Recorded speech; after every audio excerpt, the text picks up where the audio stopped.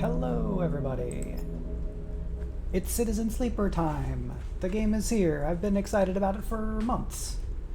I first heard about it a little bit last year sometime, and then there was a demo that somebody on Waypoint, that Ricardo Contreras on Waypoint played and talked about, and made it sound very good and cool.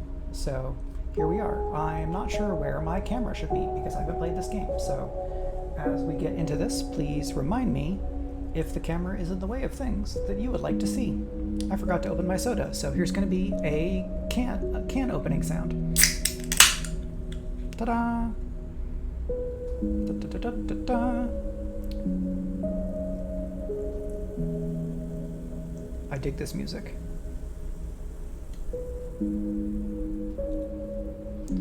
Okay, so basic stage business. I have updated my speculate command. So now the Girl by Moonlight Fractal Spire playlist is in the command, which is very nice. And you can also check Speculate's Patreon for an announcement of a new series that we are doing. This has been in the works for a while. We had some challenges, kind of getting everything squared away so that we could do the game, but now we are ready to do so.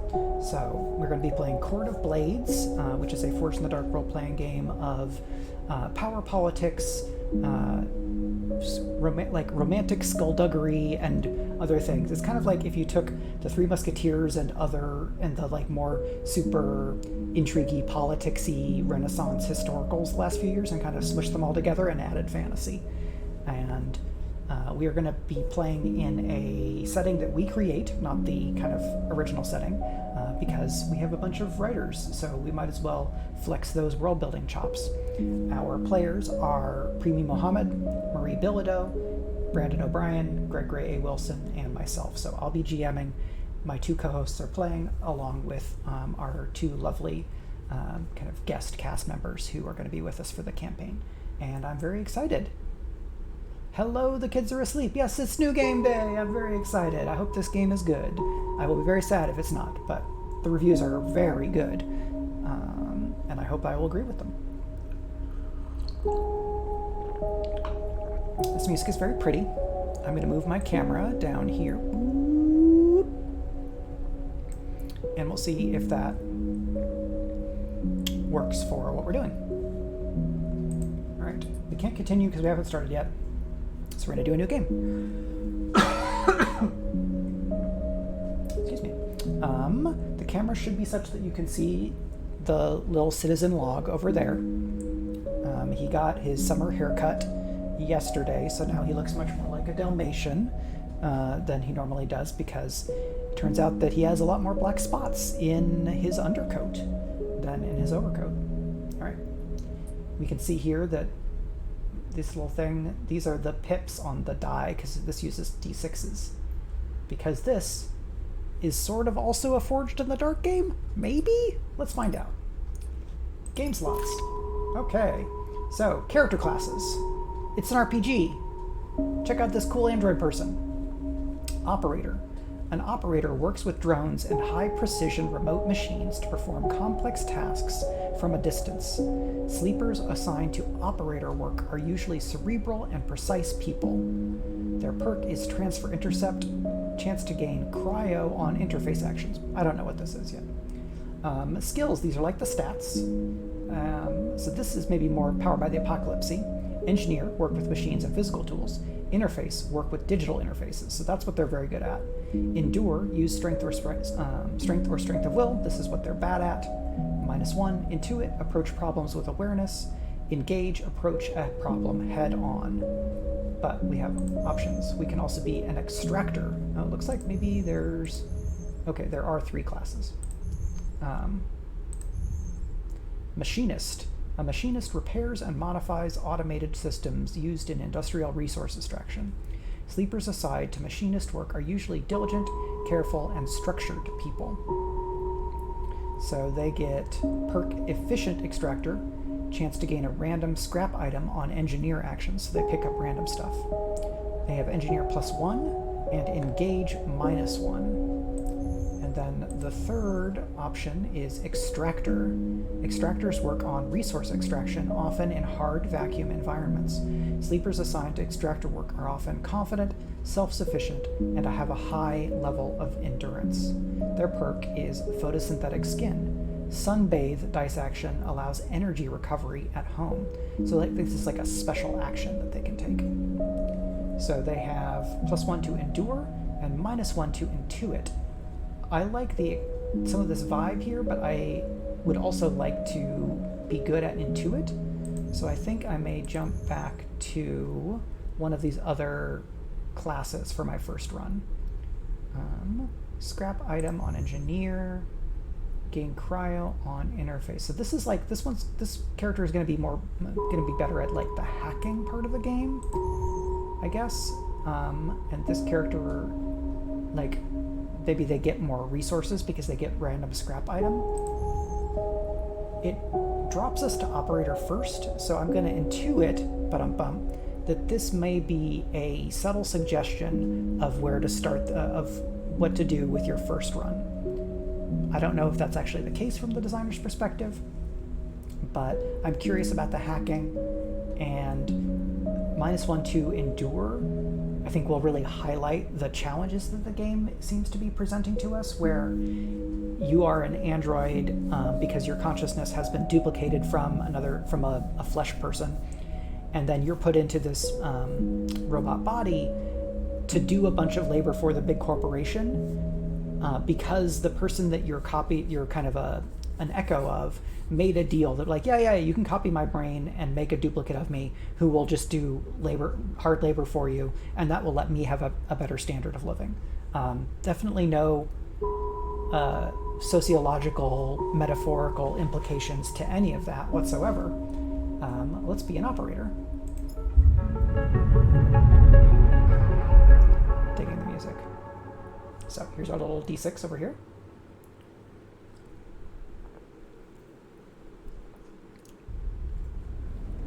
And we load. Unknown. Where are you? So we have no cryo. Cryptocurrency. Oh no, crypto! Stored in air-walled sticks of memory known as chits. Okay, I think the game is a little loud, so I'm going to pull this down a bit. Let me know if that's still too loud or if now it's soft. The first thing you become aware of on waking is the disconnect. The delay between thinking and feeling, between wanting to act and acting. Minor, almost imperceptible, but always present. Where are you? It's at its worst when waking, when yourself has spent many dark hours recalling what it felt like to be real, to be a person, to be in a body that was indisputably yours. So for our first choice, think of that body, forget that body. A leap into a cold lake on a hot day, the sting of blood welling from a fresh wound, the friction of a fingertip. All of a sudden, the memories are closer than you thought, blurring as you approach until you can't tell one from the other.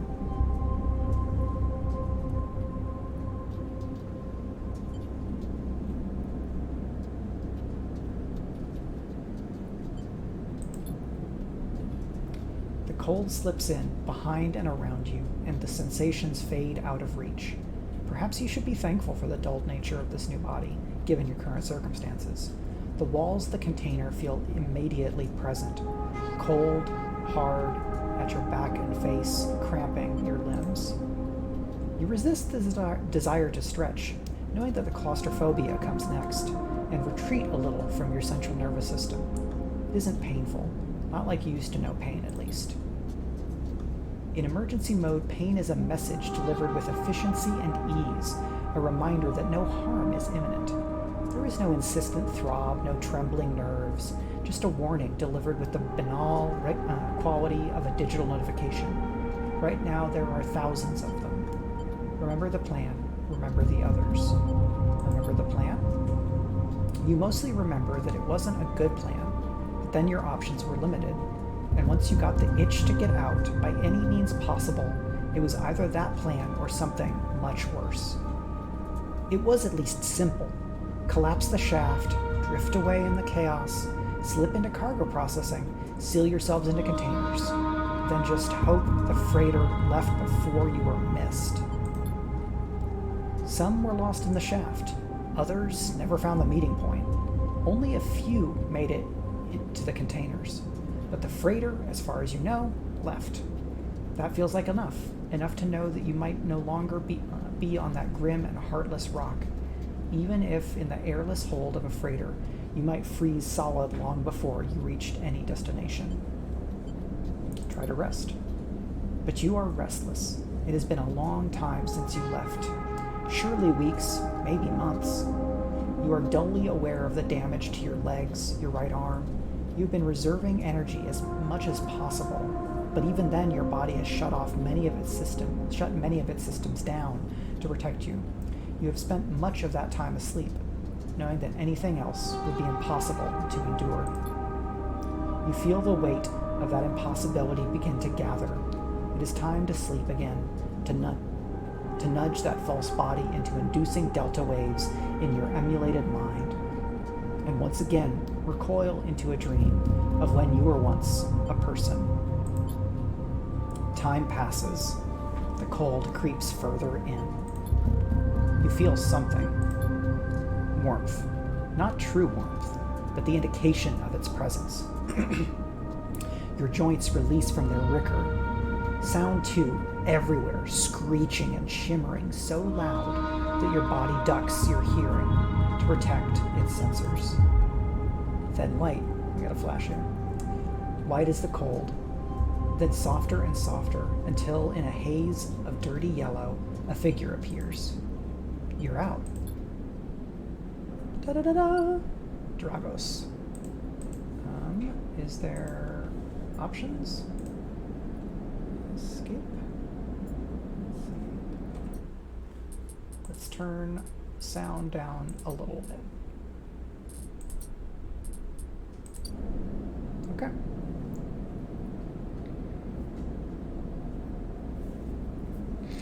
Bitrate looks all right. All right, so this is presumably the first person to talk to. Here we go. Dragos, a pragmatic and private salvager. It has been a few hours since Dragos pulled you from the container. You sit huddled in a corner of his scrapyard, swaddled in the reflective folds of a mylar blanket. You are slowly coming back to consciousness, back to life, and you stare at the ornately curving element of an improvised heater. You are surrounded by angular, incoherent lumps of ships, some corroded beyond recognition, others still carrying glassy wounds along their edges where a plasma arc sliced them apart. As you trace their shapes with fogged eyes, you hear a voice. So, sleeper, you all thawed yet? Never seen one of you come in like this. New frames must have better perseverance.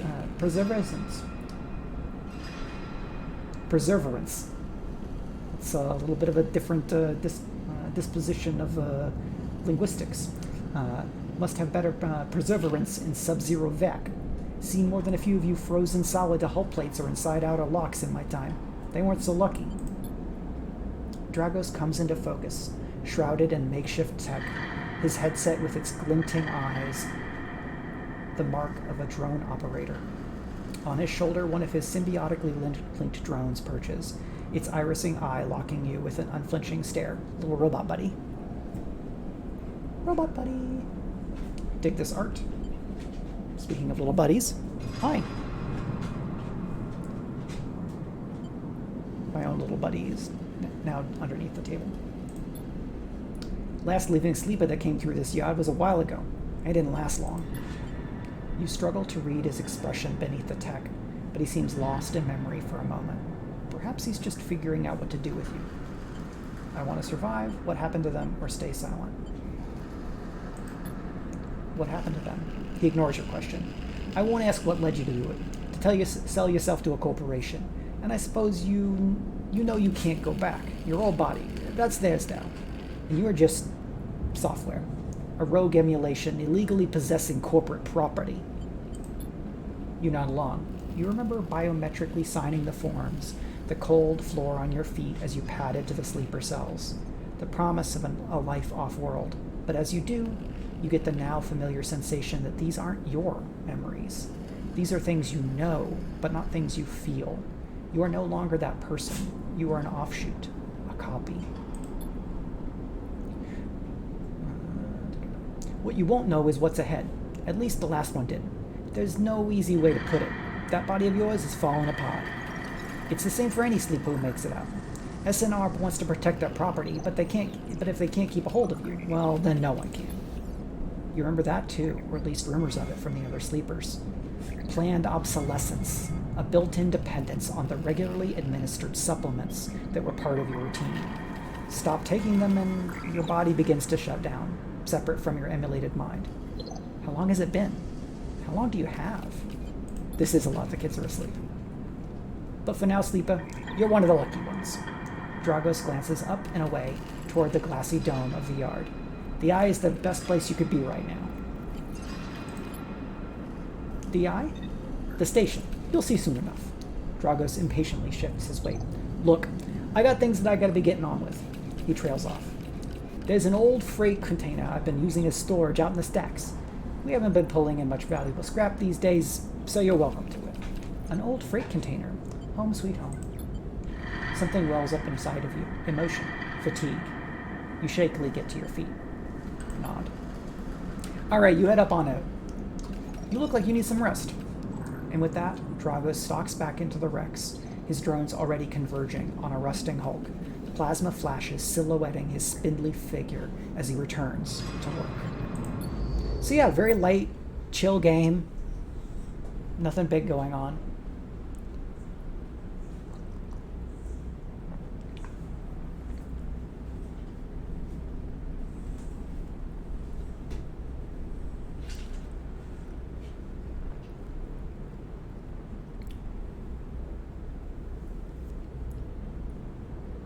Tutorial introduction. Welcome to Erlin's Eye.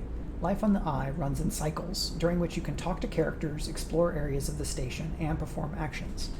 At the end of each cycle, you need to head to your current home to rest. Resting will move time forward on the station. Head to the empty container location to rest and end the cycle now. Select locations by clicking on their icon.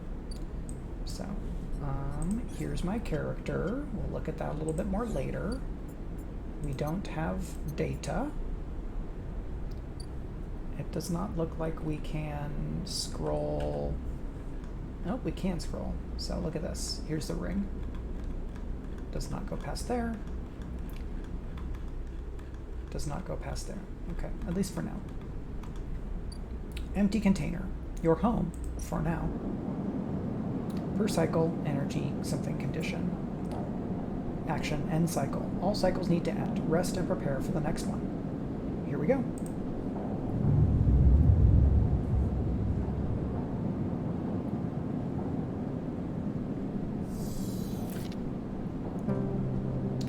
You wake curled up in the corner of the container and begin slowly assembling the world around you. 4 steel walls. After all this time, you still find this body, the one you wake in now, strange and disjointed. Its message is readable, but somehow wrong. You sit up, pulling the mylar blanket close against the cold. Here you are, on this ruined station, millions of miles from anyone you knew. Are you still in the system? Did any of the others make it out? It's impossible to know. After all this, what matters? Escape, getting answers, building a life. Maybe you did get lucky finding yourself here. Maybe here, on the edge of everything, there's a life for you to build. But before you can build anything, you'll need to learn to survive. Maybe if you can do that, you can make a life for yourself. Dragos has left a few comforts in the container. Mighty Mer, hello! Welcome to the cyberpunk, very hopeful game. It's definitely not depressing or at all relevant to our everyday life here, but the music is sweet. Dragos has left a few comforts in the container. The mylar blanket, the bedroll you slept on, a canister of water, a makeshift electric stove, and some faded sachets of some desiccated powder. I mean, I've seen worse apartments, honestly. I'm guessing the powder is food. You thumb the power stud of the stove and begin to boil the water. The contents of the sachets smell like damp wood, and you sprinkle them into the liquid. As the pungent smell washes over you, images of your restless sleep come back to you. A ring, like the station, but skeletal and ghostly. A web of threads pulling at your skin. A constellation of bright polygonal shapes, like angular suns, burning into your mind. Lived in worse for sure. Yeah, it's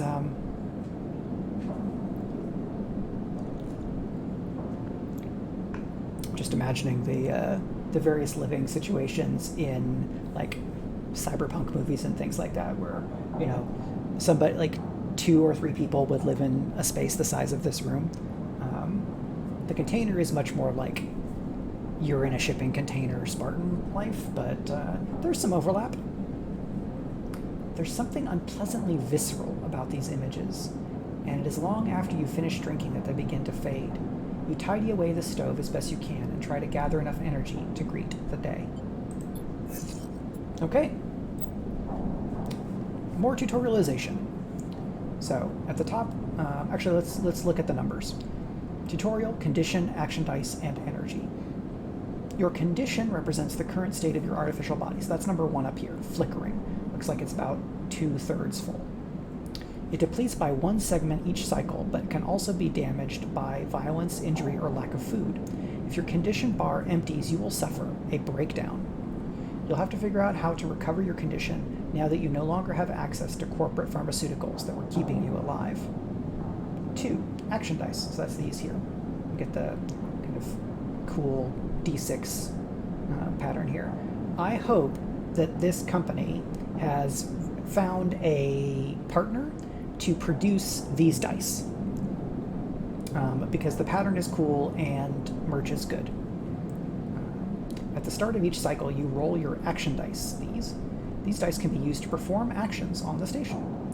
The number of dice rolled is based on your current condition, so if I had really good condition, maybe I get the 6th die. The worse your condition, the less dice. Should that be fewer? Anyway, once you have used your dice, you cannot take any further actions and must rest to recover them, ending the current cycle. And third, energy. You also need to eat to survive. This is represented by your energy bar. Boop. We have 2 of 5. You can refill your energy bar by eating, but first you'll have to find somewhere to get food and currency to buy it. Your energy depletes by 2 segments each cycle. If it becomes empty, like it will after today, you will be starving and your condition will deplete at double the rate per cycle. So we need to get a move on. We need to get some food, and to do that we probably need to make some money.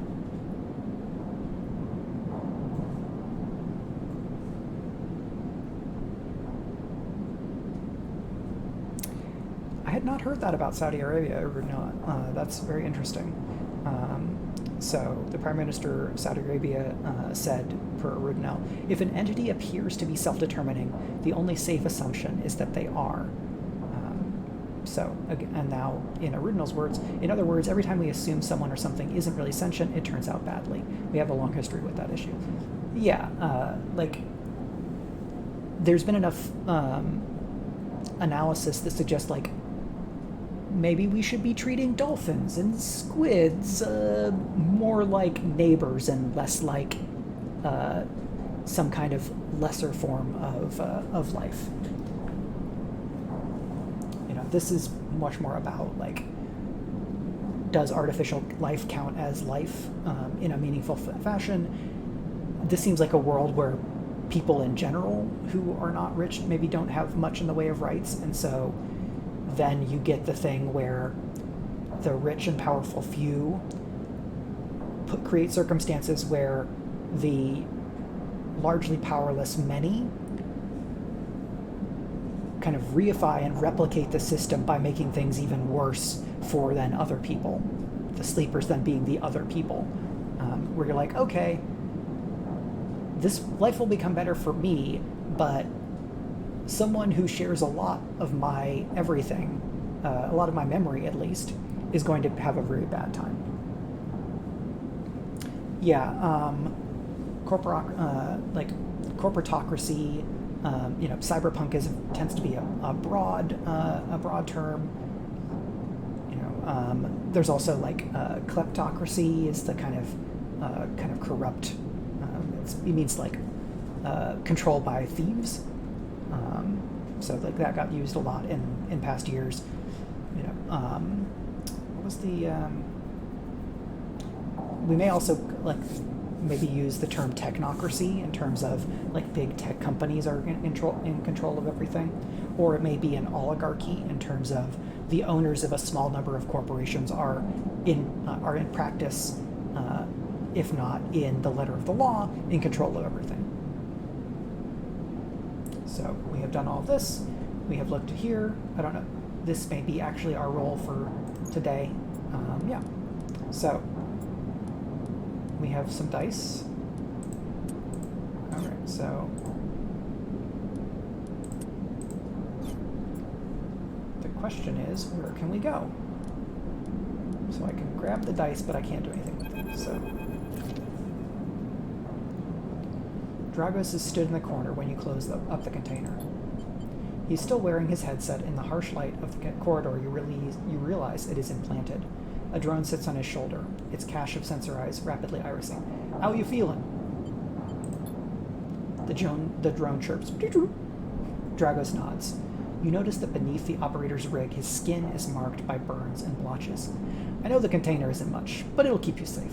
He pauses. So, I'm not going to chit-chat too long. You well enough to work? Look, I'll be honest with you, Sleeper. I didn't pull you out of the container out of the goodness of my heart. He looks away.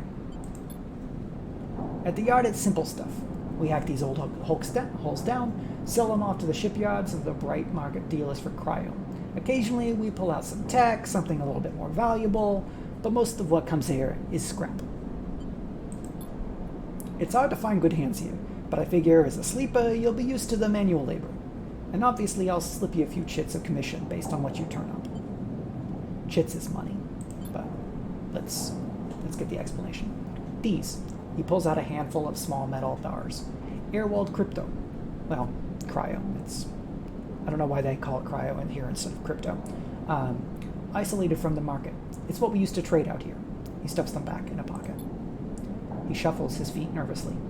Look, I wouldn't usually do this. In my opinion, you'd be best suited moving on as quick as you can, and sleepers, well, he trails off. But things being the way they are for me at the yard, he pauses. I need the help. Why? Things are a little tight, that's all. I low a little cryo to a client here or there. He pauses, thinking of something else to add. Look, just come down to the yard when you're feeling fresher. There's plenty to do. Okay. He nods distractedly and turns and walks away, the drone hopping along ahead of him. See you later, he calls back. Looks like it's time to get to work. So we can go to Dragos' yard. Can we go anywhere else? Low end gate, passage into the low end. Okay, so let's go to Dragos' shipyard first. We're going to just kind of follow the tutorial a bit from now. Tutorial actions 1 of 2. Actions are the primary way you interact with the world of Citizen Sleeper. To perform an action, click and drag your chosen action die to this line. So this says repeatable action, hull dissection, engineer, 0. Even the rustiest hull can hide valuable components and materials. Extracting them means carefully and skillfully, so it's risky. So it's a risky action with standard effect, right? That's a Blades in the Dark thing. Input dice, it says here, cycle clock, repeatable action, manual salvage, endure. It's going to take some time to sort and cut your way through the towers of salvage, but you are no stranger to hard labor. So it looks like maybe 2 different approaches you can take here, and they'll use different stats. Actions reward you with clock progress, energy, condition, or items depending on their outcome. There are 3 types of outcome. Positive, the action goes better than expected. Neutral, the action succeeds. Negative, the action fails. So action dice affect these outcomes as follows. With a 6, 100% chance of positive. On a 5, 50% chance of positive, 50% chance of neutral.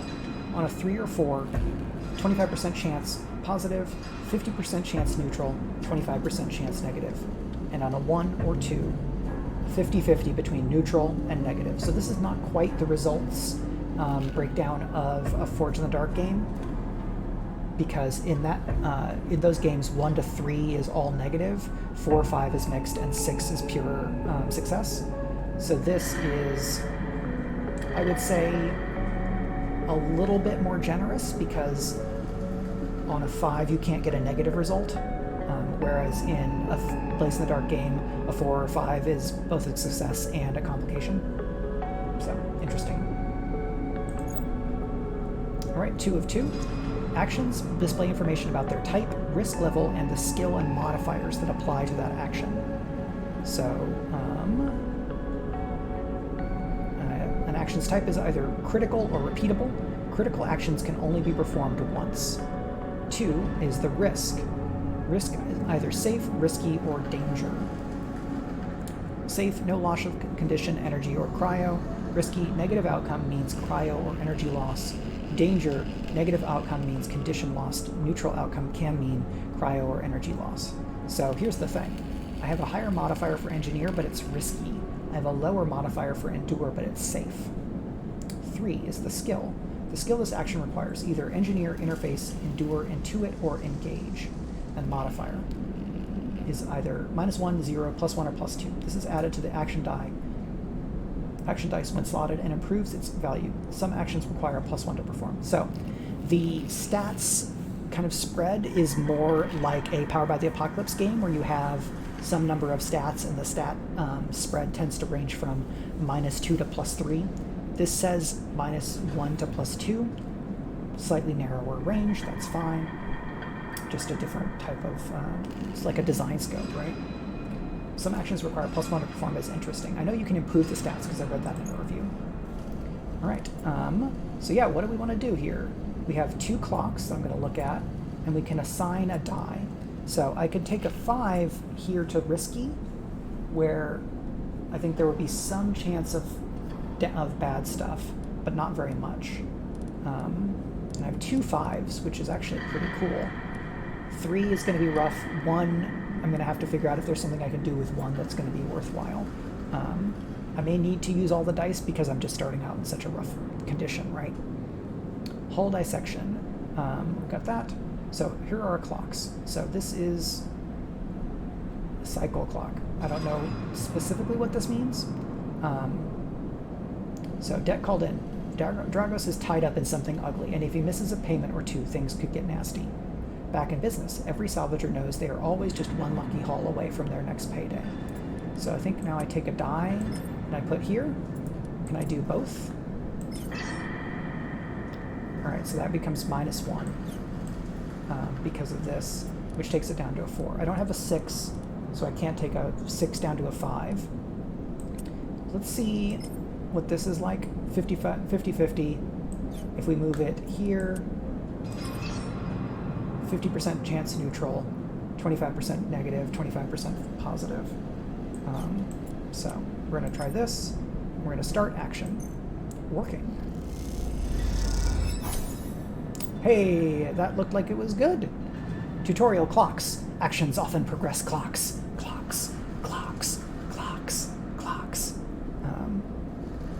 Anybody who's watched me play Forge in the Dark games know that I like clocks. Clocks are displayed below the actions that fill them, and they track your actions and how they affect the world. Filling a clock means something, good or bad, is about to happen. I should add a command on the channel that just outputs clocks, just like the kids who are asleep typed. So I'll come back around to that. Some clocks, such as the one tracking Dragos' debt, are cycle clocks. That's what that means, I'm guessing. These clocks tick themselves once each cycle and can complete without player input. So somebody's going to call in that debt of Dragos's in, looks like, 8 cycles if I don't interfere.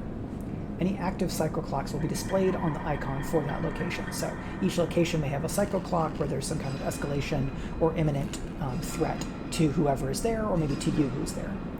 And now back in business, looks like we filled 1 tick because of our success. So we got plus to back in business and plus to cryo, which is the money. We have... So the question is, do we want to go and look at that other place, or do we want to just focus on this place today?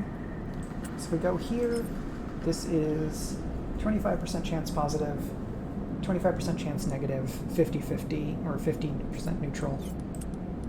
This is 50% neutral, 50% negative, which is not great.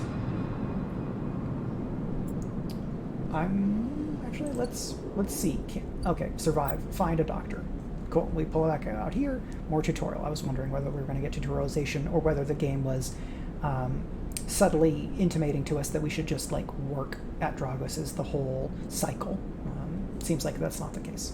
In Citizen Sleeper, you will unlock drives as you discover more about yourself and the world. Drives guide you in pursuing specific objectives, depending on which path you wish to take. You can track drives, and any tracked drive will place a yellow marker on locations, like this here, on the pill, on locations that will help you pursue your goal. Access your drive menu via the arrow button at the top left of the screen. So up here, and now we are being instructed to find a doctor. You are now free to explore Erlin's Eye and make a life for yourself here. Try tracking a drive to help you survive. Look for food to keep your energy up and a way to recover condition. Fill clocks to progress stories and find new opportunities. Remember to end cycle at your home when you are out of dice. Mouse wheel, rotate with A or D. Okay, cool. So,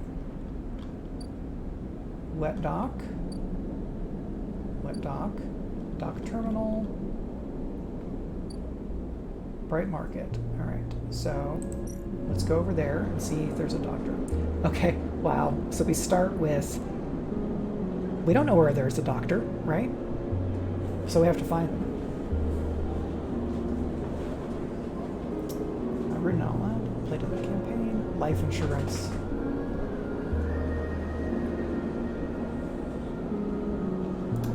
That's interesting, Rudnell. Yeah, I've played in a few different games where you have clones, like Paranoia. You have clones, and you get backed up. But the insurance rates going up is extremely real, in a good way. So we have 3 dice left. We have a 5. This is kind of our best option in terms of success. We can ask for directions, which uses engage. Why wander when there are hundreds of people that live and work within the Bright Market? All you need is the courage to approach them, but it's dangerous. Probably because people are like, hey, aren't you a sleeper? Maybe I should turn you in because the state. In 88, okay, yeah, that's I think a pretty cool, thoughtful notion in terms of like how popularized was any other media with that kind of stuff. Or we can explore the market, which uses Intuit. I have 0 in both of these. The smells, sounds, and buzzing activity of the Bright Market make it a dizzying place to wander, but an enticing one too. So, asking direction, as both of these, we're going to progress the local knowledge clock. This being dangerous makes me nervous, so let's just wander around in here for now and see what that gives us. Okay, so we got neutral outcome plus local knowledge. So we have one of, looks like 3 on the local knowledge clock. And, okay, so there's a doctor. Hab block, decaying habitation block. Next comes the call from the enforcer at the door. You shuffle down the flickering hallway towards the open apartment door. You keep your head down and your shoulders high in the queue, trying not to bring attention to yourself. were thankful for the tip-off that a doctor was operating out of this place, but now you are here, you aren't so sure. The gang enforcer on the door, the flickering light strips, the decaying hab block, they all have made the long queue a test of your nerve. But your options are few, and without a supply of stabilizer, this body, your body, well... You suppress a shiver and shuffle forward to the front of the queue. You try to find something to distract yourself. Look inside, look at the enforcer. Looking at the enforcer seems like a bad idea, so let's look inside. You lean against the door frame and look into the apartment. The entryway is stark, punctuated by the green indicators of stacks of sealed containers.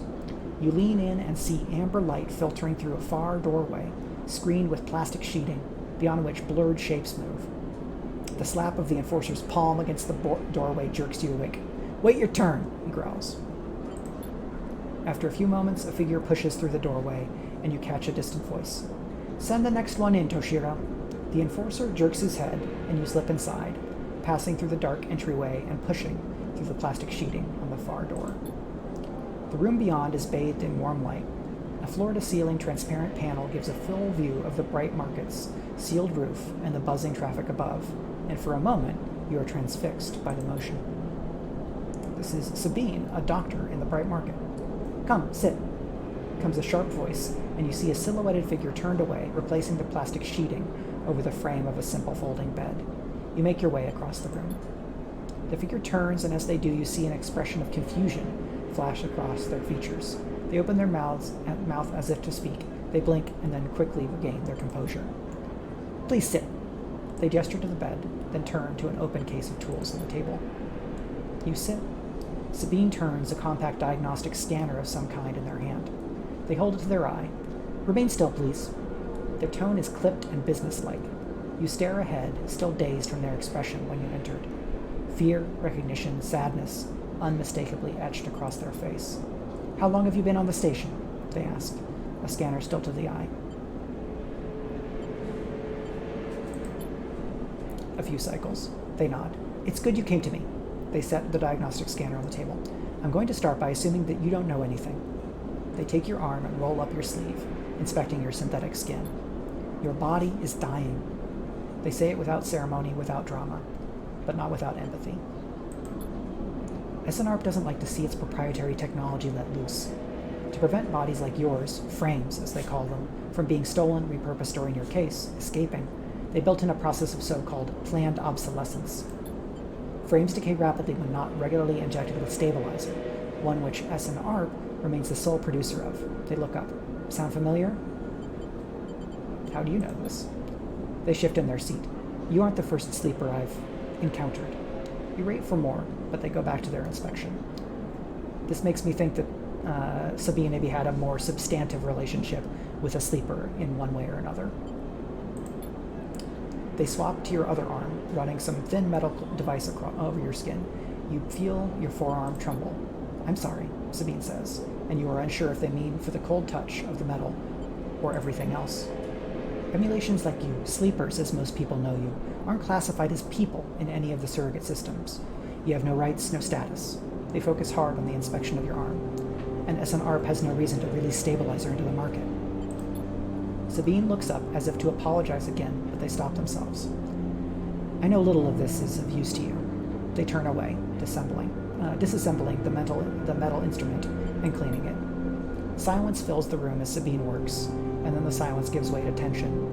You stare at their back, willing them to say something, anything. Sabine turns to face you. "I may be able to help." They sigh, and you see the darkness under their eyes, hear the fatigue in their voice. They gesture to the door. "You saw Toshiro outside?" You nod. "He works for my benefactor, Yatagan. They're influential in the low end. They gave me this space to work, run the door, and take the profits. At the same time, I have to fix up their enforcers, tend to their implants, sew up their wounds." They look away. But Yatagan has connections. Smugglers from the Starward Belt, mercenaries working for the corporations on Ember. If they can source the stabilizer, maybe you'll have a better chance. Sabine sets down their slate, their notes complete. This is dangerous. It'll be expensive, but I think we can do it." "Why help me?" Sabine walks away to the window. their face dappled by the shadows of passing drones. Let's just see if this works first. I'll let you know when I have a lead. You nod and leave, Sabine still staring out, unmoving. When you reach the lower level of the market, you look back up through the panels of the roof to see if you can see their face, but the room looks dark against the lights of the market. You duck your head and walk off into the crowd. All right, so we have done that. This is looks like a project we can progress, but we don't have anything that will progress it.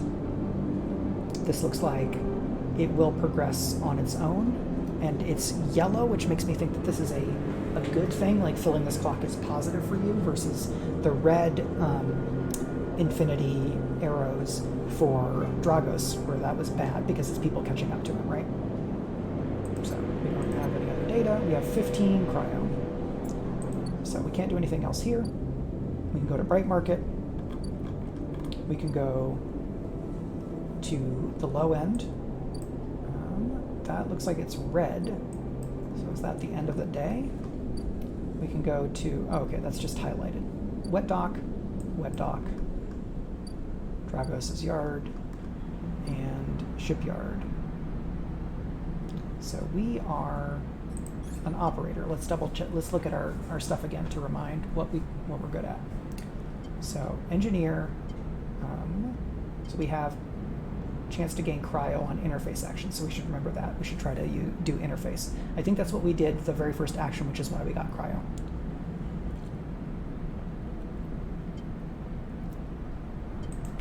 All right. So we need upgrade points to be able to get these specials. Okay. So interface actions. This is the shipyard. These are engineer and endure. If you can if you can get a shipbuilder to notice them, notice your skills, you might be in. As a newcomer, you can only gain favor by grabbing a load of materials and asking the nearest yard hand where to take them. So this is something that we can do. We can also go work at Dragos' yard more. Let's go to the wet dock. This is C4. All right. Merchants willing to run the gauntlet to the Helion system are rare, but those that do always return eventually. So I guess this is like the way out. Is this it's going to be the same option? No. Salvage sortie. It takes several cycles to reach the starboard belt and return, loaded with scrap from the old wrecks. Yeah, I think you can also throw in Elon Musk, who has been like putting money into brain interface stuff. I don't trust either of them as far as I have the ability to make them face consequences, which is basically zero. That is going to progress, but there's a little yellow dot. That doesn't mean I can do anything yet. Okay. So we can go to market and try to get to know things a bit more. Let's go ahead and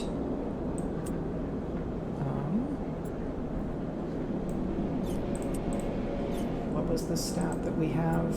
We get the bonus on interface actions. Okay. Neither of these are interface. So let's go here. This is our first roll with a chance of a negative result. Okay, ooh, +2 local knowledge. We filled the clock. Yes. Okay, so we no longer need to explore the market, I guess, because we have local knowledge. We don't need to do anything to unlock this, I guess.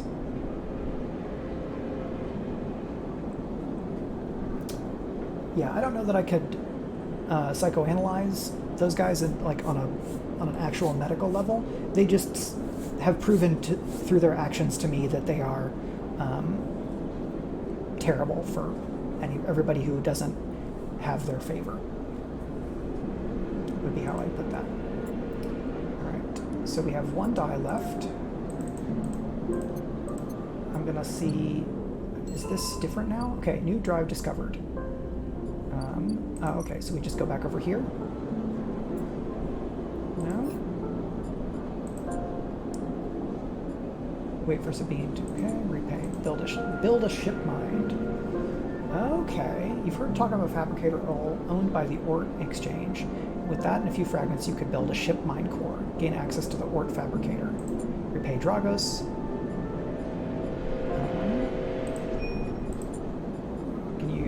Looks like you can only track one at a time. Okay. Does not look like I can do anything here.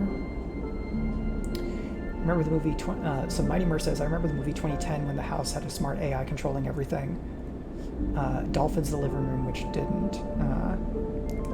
Smart house. Yeah, like at this point, like having a very Internet of Things house means that you have just tons of cybersecurity weaknesses, especially when the companies that own them are doing things like, oh yeah, we're using this thing that we've sold you to get other data from you that we didn't tell you about. Is rough. All right, food. And the Kids Are Asleep says, as John Appel says, if it's networked, you can hack it. Yeah. All right, this is Emphas. Emphas is busy, his broad face uplit by the makeshift gas burner in front of him. With precise, delicate movements, he lays thick chunks of marinated fungus onto a dented wok, his other hand idly tossing a metal bowl of sliced vegetables in some red-flecked dressing. The smell is incredible. So Emphas is a imposing street food vendor. At the wok here, I dig this character design. I'm gonna have to double-check who the artist on this is. This art style reminds me a bit of some of the character art in Lancer, the RPG, which I think would then mean that the art is by the same person who did Kill 6 Billion Demons. It may be a different artist with some similarities in style.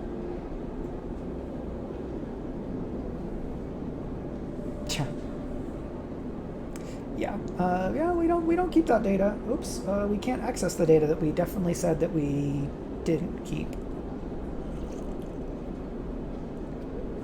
Yeah, like, data security and data privacy are such not a thing that was even in the vicinity of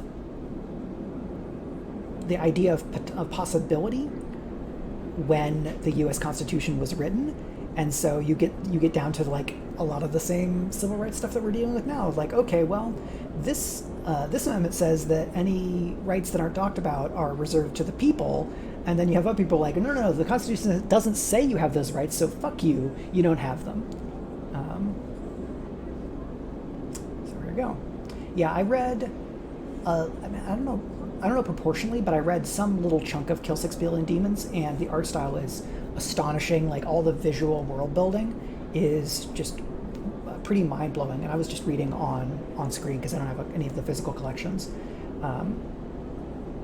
It's a lot, and I know that the team, or at least some of the team that did Lancer, is now working on a fantasy game called Icon, but I have not really dug into that at all. Hello, buddy. What you doing?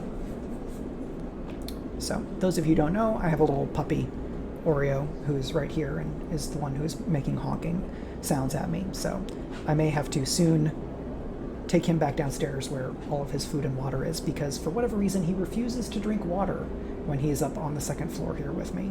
I don't know if it's like a thing where he's aware of the fact that he's higher above ground level, or if he's just a weirdo. But he's wonderful. Alright, so smell here. You watch as he fulfills a set of orders, heaping the fungus with the bright salad and depositing it in plastic trays. A stack of chits rattles in his apron pocket as customers file past the burner, handing over payment. Let's go up. You join the queue. It's mostly made of off-duty salvagers, vac suits unzipped and rolled down to expose stained vests, grubby mods, a lattice of scars and tattoos. They discuss the best food on the eye, the best drink, comparing notes on bright market dives, their words cut through with heavy spacer slang. Eventually it's your turn, and you shuffle to the front. Emphas speaks in a deep, even tone without looking up. First try is free. Thank him. The smell is almost unbearably strong as he cooks, the earthiness of the fungus laced with something so spicy the smoke makes your eyes water. The heat from the burner is like a bonfire, and your skin hardens in its glare. I know you sleepers, Emphas says while he cooks, his voice deep but clear. A hard life, a lot of stories. He glances up from beneath his cap with piercing eyes. I know. Tell him a story. You begin to tell him about your journey to the Eye, and he nods as he cooks, his eyes never leaving his work. You tell him of the confusion, the pain, but also the sense of possibility and its sudden arrival.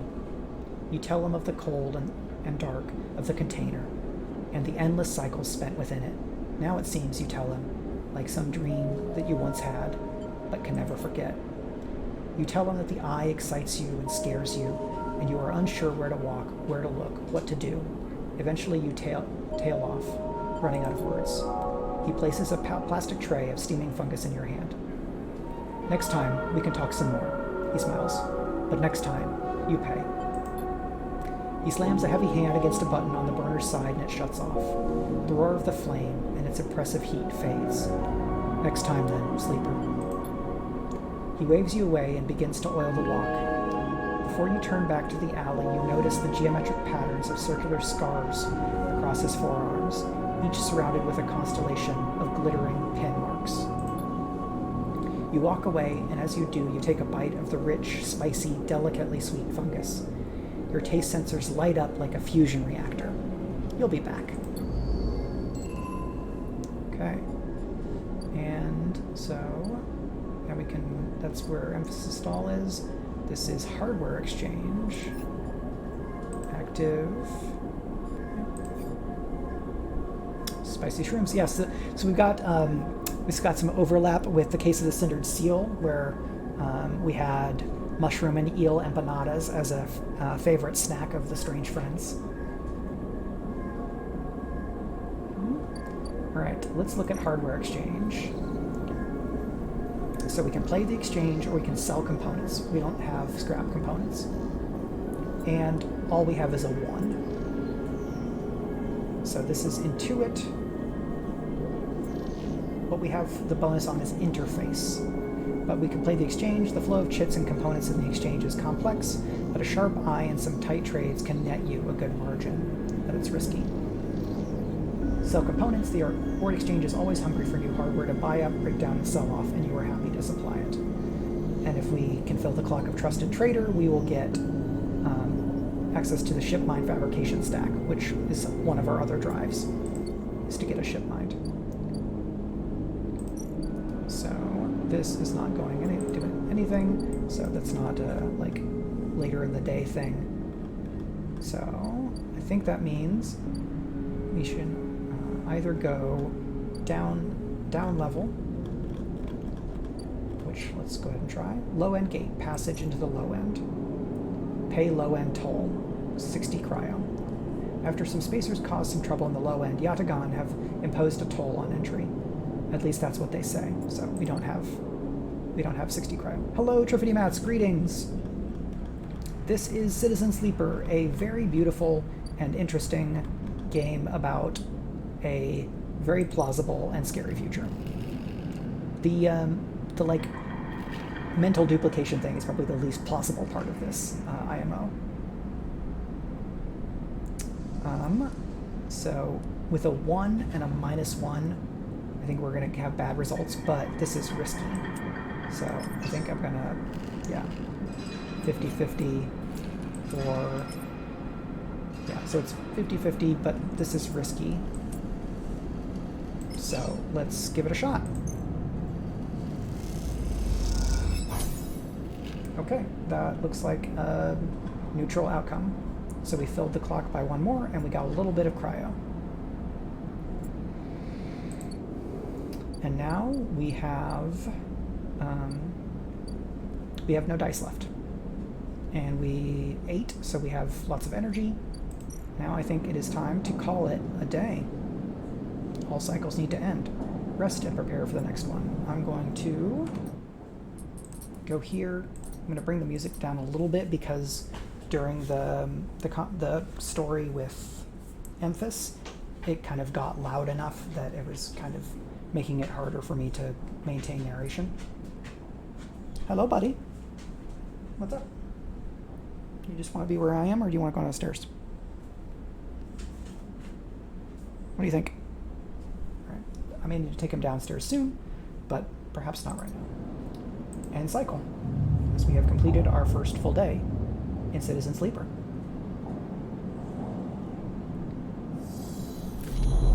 Okay, so now we're down to fading. Ooh, look at this. This time you don't wake up. Instead, the ghost of the station, that shifting skeletal ring, surrounds you.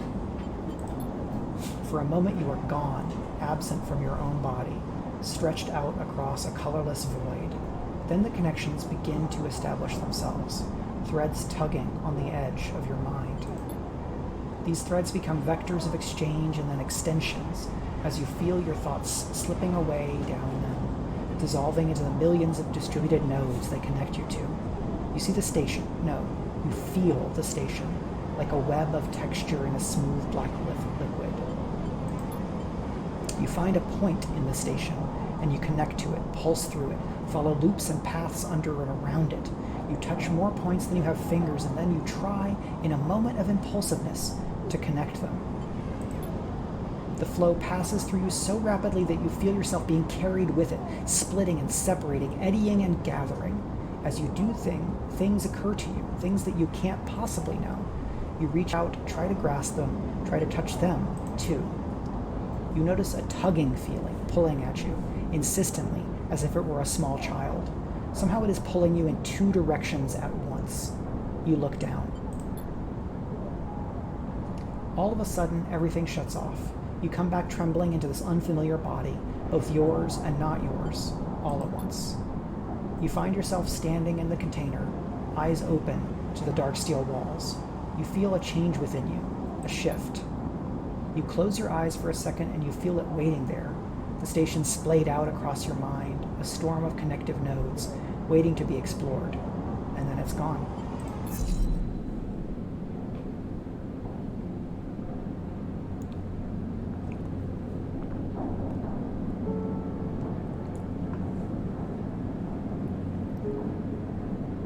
Yeah, I think... okay, so we're fading and now we're down to 3 dice, and look at what those dice came out as. Pure garbage. I wonder if, are the dice for the first day fixed for the second day, or are they always random? So other folks who have played this either in review or played it earlier today, if you know whether any of the dice are fixed, I'd be curious to hear that. I think on the copying memories is one thing, copying sufficient material to generate what we think of as consciousness in a manner that is similar enough to how we subjectively experience consciousness, that I believe to be the most difficult thing. And then attaching it to a body, I don't know. And if you are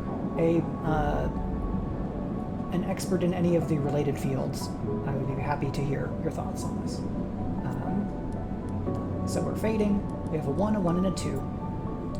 We have 25 cryo. Let's go see so this is 1 of 3, it looks like. So we will survive long enough to make that, but it will be rough.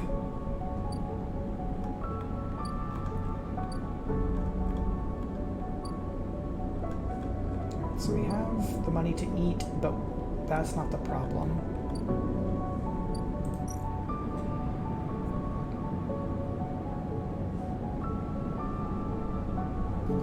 Okay, so we need to fill 6 more ticks for that.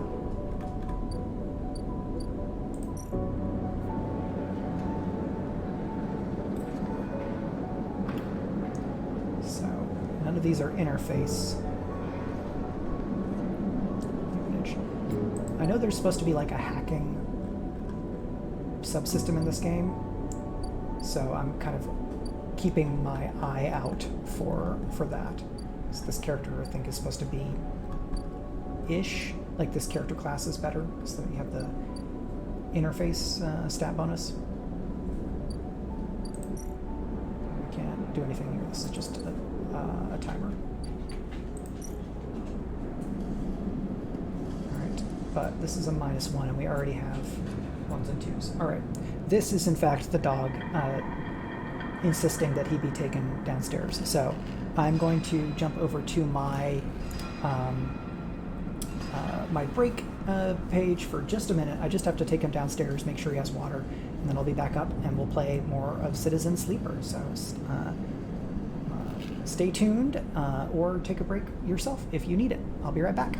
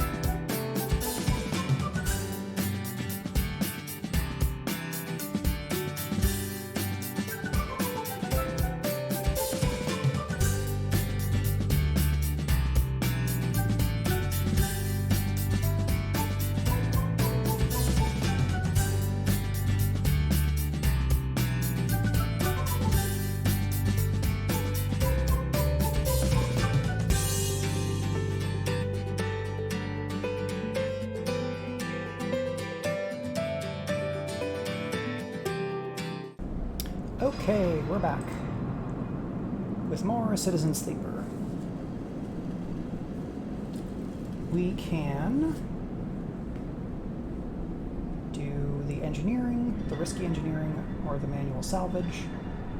We have garbage for dice. So let's do that. I mean, I could just give up on the day, but I think there's enough of a chance of getting something neutral that we should probably go ahead and use the dice, especially this early on. And we'll find out what happens if you get bad results, probably. Okay, neutral outcome. Still, luck is still on our side for now. We're at 3 of 8 on the back in business clock. And let's go to, let's see, do we need anything else in the market? It's the hardware exchange. I guess we'll go to here. So this is risky or danger, which is tricky. In terms of like, where can I use my ones? and have it not be a big problem. We don't have the cryo for that yet. Sabine, no new information for us because the clock's still at 1 of 3. This is also risky. Not having an interface action available in the first couple of days is a bit rough.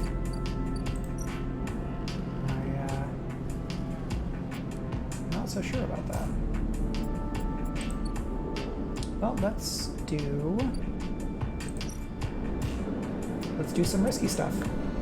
We're going to explore the rotunda. Negative outcome, minus energy. Look at that. And we did not get progress on the clock. So we should go up here and get some food and talk to Emphas again, but we will need to pay for it.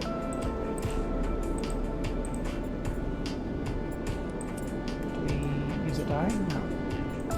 We do this. Okay. Emphas's spiced fungus is one of the few things potent enough to stimulate your limited taste sensors. It's incredible stuff. It's Fungus Fan! You can become a regular, basically. So, we pay that. We got +3 energy, which is great, especially because of the bad stuff that happened to us, and we're at 1 of 4 of that. We don't need any more energy, so we can leave and go back here. Let's go work one more for Dragos.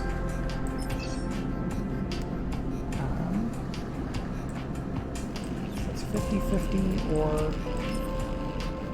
Alright, let's try our hand at Hull Dissection. We have the 0 instead of the -1, so slightly higher chance of a good result. Hey, look at that. Neutral outcome. Now we're at 4 of 8 on Back in Business, and we're up to 35 crit. Cryo. So that's all of our dice.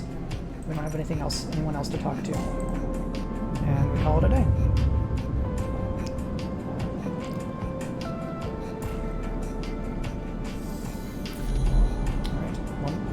One more on fading. Again, the skeletal ring of the station fills your mind. It sparks with glittering lights like stars reflected in a winter lake. It is clearer, crisper than before. The threads still pull, but you remain in place, flickering in the flow. Between the threads you see bright shapes, caches, depending. Caches of shimmering light beneath transparent crystal forms. You follow the path of the thread across the ring, through these forms, then leaping off into the void. You begin to understand. These are nodes and connections, a map of information, of communication. There are so many layers, so many loops, that it seems almost impossible to parse, but you begin to try. Focus on the threads. There are more threads than you can count. You choose one that passes nearby and approach it. As you inspect it, you understand why you instinctively chose the word thread when you first saw them. They are not single lines, but rough, fuzzy things, woven from data strings of all kinds. The threads and the nodes, passage and puzzle boxes, one leads to another. There's so much here, so many answers and so many questions. All you need to do is follow the paths and open the boxes. You look out across the ghost landscape of exchange and see an opportunity. But then that insistent tugging again, pulling at you. You look down again and see 2 lines, 2 threads pulling in different directions, as if they were tied around you. First or the second? Let's start with the first. The first thread leads out, away from the station, into the inky black. Someone out there is tracking you, hunting you, following the thread to you. They're in a ship, and the ship is approaching ever closer with each cycle. How about the second? The second thread leads in, pulling deep into the station. Your gaze follows it at the end. This time you see something, a sphere shimmering above a strange angular body. A pulse shoots out from it, passing over you like a torch beam, testing you, tasting you. Yeek! You open your eyes. Time is short. Totally normal situation, everything fine. We're all good here, no worries. We got 3 dice, but some of them are better this time. Hunted. Someone out there is tracking you, following your trail. It won't be long before they arrive. Yep, possibly as little as 8 days. That's not a lot of time to get anything. tutorial. The cloud. Something has changed inside you. You can now access the data cloud of the Eye, a network of decaying protocols and data caches.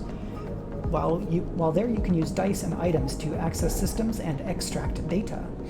But be careful, these networks are old and strange. Click the I button at the top of the screen to toggle this view on and off. Okay. So, oh, look at that. Key nodes and some little bits here. Little bits and bits and bits. Havenage agent, or Havenage agent. So these nodes line up mostly with, or some of them line up with other things. Yeah, Yatagan agent. Cool, cool, cool, cool, cool.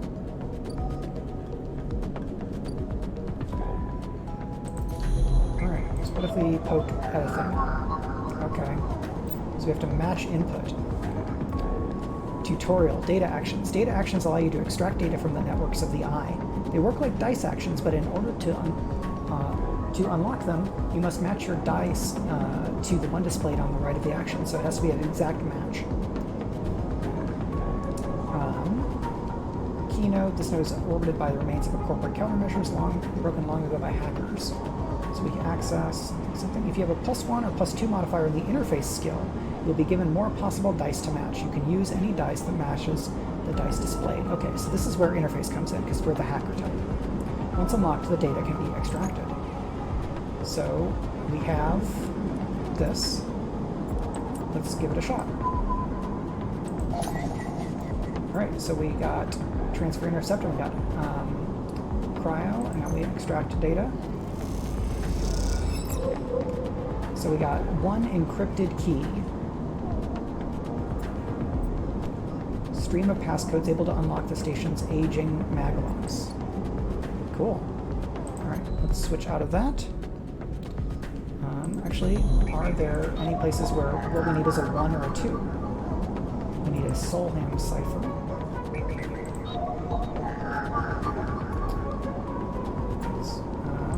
That's the one we did. So we do have a 1 for this one.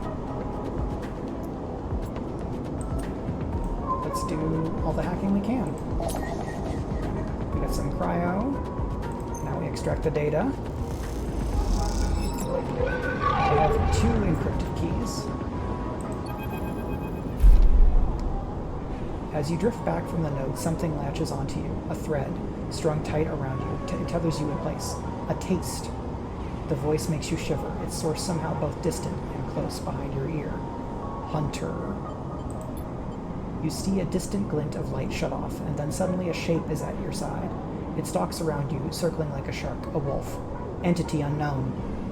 Astringent. Processing. Resist or stay still. I think stay still is the good first impulse for this character. Please hold. The thread around you thickens until it is a ring, a cylinder, a tunnel of light circled around you. It is blinding for a moment, and then it is gone. As it fades, you see a figure, a creature, in front of you. Its strange head flickers between different angles, reading you. Hunter, sentient protocol unraveling. So it's like a quadruped, but with tentacle neck and a big burning eye. Totally normal. What are you? The shape paces around you on lithe legs, though there is no ground here to pace on. Entity, identify, origin, serial, cadence. The figure faces you unexpectedly. I don't think I want to give this information. Refusal. The figure's strange head rotates. Brackish signature. Of and not of. Attempting interface. As the figure speaks, more threads begin to spiral from its head. Thick, snaking vine-like ribbons that flex and wave. They approach with intent. Run. You kick off and glide away through the cloud, the threads surging after like predatory tentacles. They follow, wrapping the space around you until you are held in its web, a tangle of tentacles, closing in. Stop. Don't talk to cops. Hunter halts its threads, its head twitching. Entity. Your identity is unknown. We only seek to correct illegalities. Can you confirm your legal right to sentience? Incorrect. You are an entity. All at once, Hunter's head is directly in front of yours, blocking your vision. You stink of their taste. The one from the sealed dock. Hunter shimmers with fury. I will find access. I will interface. No, just run. The option should be run. An entity hides in the rotunda. You are its puppet. Hunter extends a razor-edged thread. I will not be diverted from my task. It glows with murderous intent. Strike! Strike! Yeah!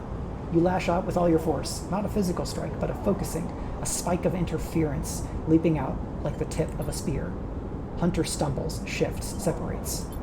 You open your eyes, blinking back into the station light, shaking with fear. Cool, cool, cool, cool, cool, cool! What if we didn't? What if we ran away? Yikes. So this is at 2 of 3. We're getting some cryo here. Let's go here and keep working. Got a 5. So this may give us more things. On a 5, we've got a pretty good chance. Let's see. Hey, look at that. +2 result, +2 ticks on the back in business clock, and some money. So now we could go down to the low end if we want. But I don't know that I want to spend all the money right away, because something might happen to lower our energy, or we might need money to like bribe somebody to get the thing that lets us not get disconnected from our body. So we have no more dice. We're getting there on this clock. Rotunda, explore. We don't have any more dice to hack, and we should probably chill out given the hunter showing up. I wonder if the hunter shows up no matter what on the first time you hack, or if it waits for the second, or if subsequent hacks in the same day increase the chance of the hunter showing up. I could imagine like a press your luck option there, where it's like, okay, yeah, you're the operator, you have this bonus for hacking, but the more you do it, the more you're going to be at risk of having the hunter show up. And this is maybe another one, but though I would guess that they work together.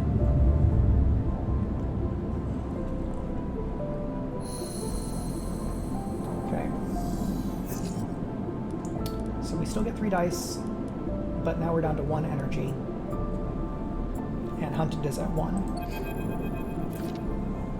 As you close up, a voice echoes down the corridor toward you. Sleeper, wait up! Turn. Oh, this is somebody else. Fung, a Avenage systems engineer.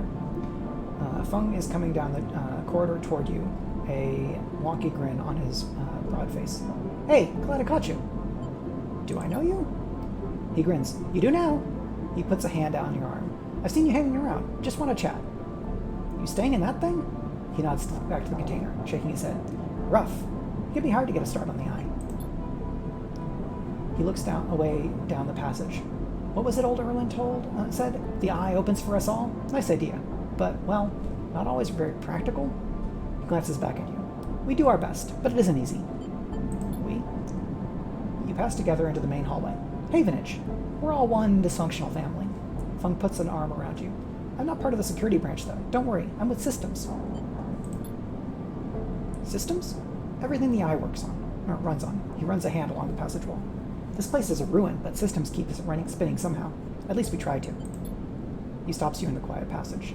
Look, that's not what I'm here to discuss. I saw you around, and well, I know a little about you sleepers. I have a little proposition for you. He glances around. But, well, this is not the place for it. I have an office just across the way. Give me a cycle or two to prepare. Then, when you're settled, stop by. He lowers his voice and gives you a dark look. In truth, I need you. If what they say about you sleepers, well, there's work to be done. He pats you on the back, his voice bright and his dark look suddenly gone. Stay clean, sleeper. He walks off down the passage, raising a hand in farewell. Jarvis' people are catching up. And... Alright, buy a vial of stabilizer. So let's go see Sabine. The first thing you see on entering is the glint of Toshira's implants, like a cat's eyes, in the dark of the corridor. He nods you in as you arrive at Sabine's door. The entryway is still dark, and you push through the sheeting into the surgery. I have it. Sabine stands with a case open in front of them, a set of vials lined up inside, separated by foam inserts. They pick one up, rotating it in the warm light. I have no idea how Yatagan... They trail off. We should treat this with caution. It looks authentic, but I have no idea if it really is what it appears to be. I'm the test case? That seems to be the case. Unfortunately, I'm not sure we have another choice. They gesture for you to sit on the bed. The stabilizer works under a similar principle to an immunosuppressant in a transplant operation, in that it stops your body from rejecting the unfamiliar part of itself. In the case of your frame, the unfamiliar part is each of your biosynthetic organ groups, which over time are identified by your body as foreign material and must therefore be eliminated. Sabine holds up a vial of the would-be stabilizer. However, unlike an immunosuppressant, the stabilizer doesn't do this by limiting your entire immune system. Instead, it re-encodes your biosynthetic organs with new protein chains, which act as passcodes within your immune system. The stabilizer refreshes those passcodes, keeping your frame from rejecting all of its own organs. Which means the stabilizer should be able to encode any organic or biosynthetic matter to be accepted by your immune system. They glance away. At least if the stabilizer is genuine. The only way to know for sure is to inject the vial. They begin readying the syringe. I will start with a small dose to limit the risk. I mean, I don't have a choice, right? I think you are right. Sabine cracks the glass neck of the stabilizer vial and uses a syringe to extract a fraction of the liquid. They tap the syringe, and you watch as if any sign might emerge from the clear liquid. You barely feel the needle, your frame registering the initial injection, but with little response. Did I get a thing? Did it go up? A sensation begins to spread from the site, a fizzing, trembling wave that disperses through your arm with incredible speed. Your vision goes white, and when it returns, Sabine appears encased in shards of sparkling light that slowly fade into darkness as you settle back against the bed. You swim in darkness, muffled noises like an argument heard from underwater, prickling waves of cold. When you sit back up, Sabine is sitting in a chair by the window, facing away from you, backlit by the glow of their slate. Awake? What happened? The stabilizer is genuine. They sit down beside the bed. I don't know how Yatagan acquired a case of the stuff, but they did. Sabine looks troubled, distracted. You should rest some more, but you're going to have to do that somewhere else. They gesture to the door. I have other patients. Sorry. Sabine nods toward the case. I'm afraid I can't offer you any more doses. You're going to need to pay for your next dose. Silence fills the room, and they return to their glowing slate. Looking around the room, it seems different somehow, as if things have moved or shifted. You wonder how long you've been out. Sabine? Nothing comes free, sleeper. Remember that. You manage to get to your feet and wander out into the hallway. The queue stretches down the flickering corridor. Toshira stands impatiently by the door and fixes you with a glare as you leave. You lower your eyes as you stumble past, somehow faintly aware of the station spinning beneath you.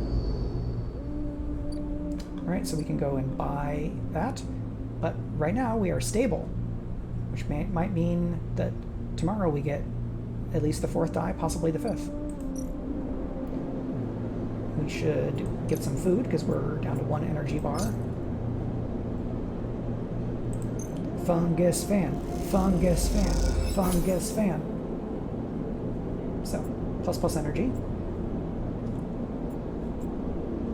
And we'd only probably gain 1, so would not be optimal to do that. These little things, not anything. So, okay, so these are, I think once you use them, you can't do anything else with them, it seems. So this takes the Solheim Cipher. Havenage Agent requires a 2 or a 3, or I guess a 3 because I can't do that here, right? Yeah.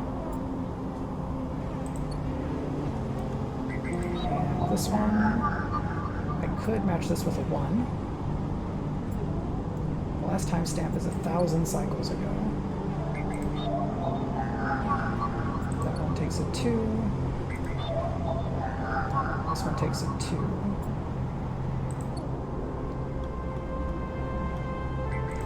This one needs a Havenage cipher. Okay.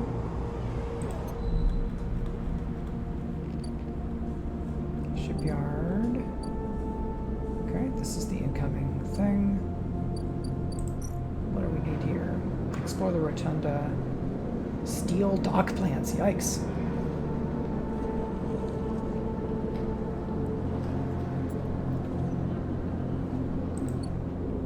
Alright, let's keep working on this clock. Let's go ahead and use the 4 here. Fingers crossed. Hey, neutral outcome. So we're at 7 of 8 for this clock.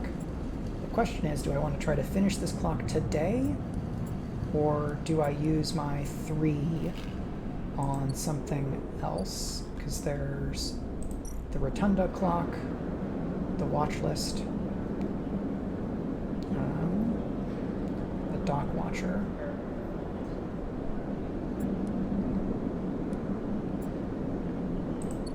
So let's finish Dragos' clock if we can.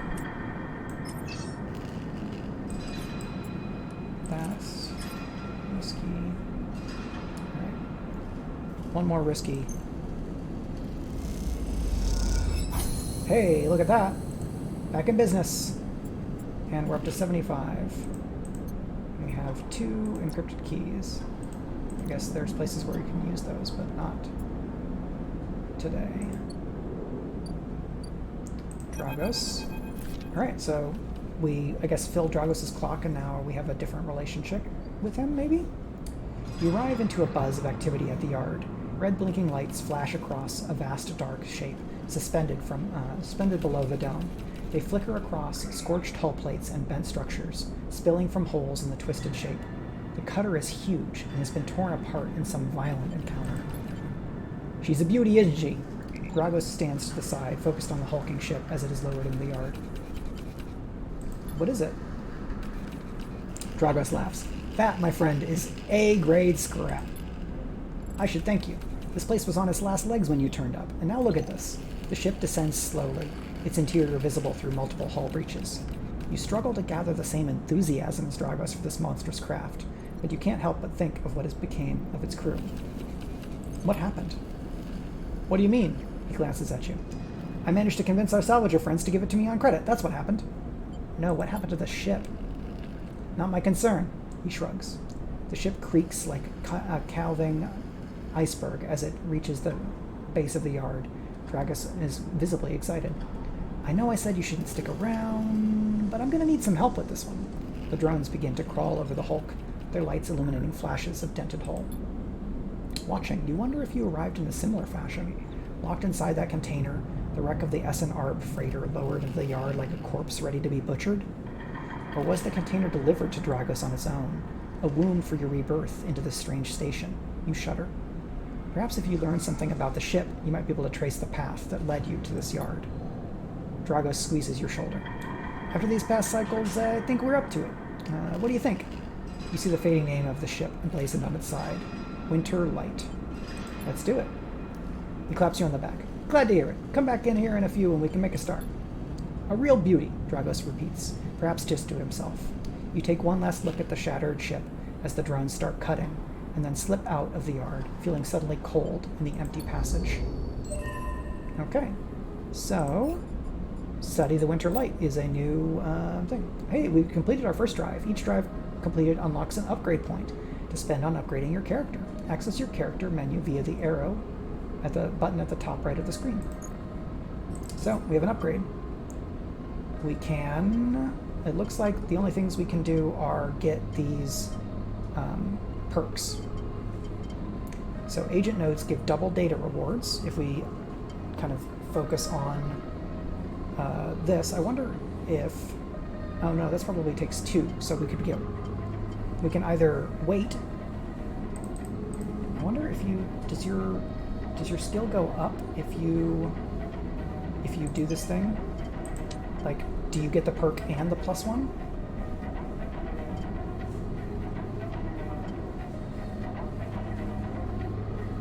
Oh, predictive reasoning. Dice actions display potential positive and negative outcomes, so you can know what you're getting yourself into, right? This would be good if we're doubling down with Dragos. Chance to earn energy after engage action. Any engage action. So we can't... I guess we could buy up to level 0 Endure, it looks like. Yeah. That makes me think we might be able to get another +1 if we take this.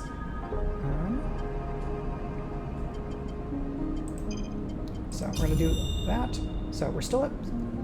It looks like we're still at 0, but we have the perk, and then we would need another point to get the +1. Got it. We have a chance to gain random scrap item on engineer actions now.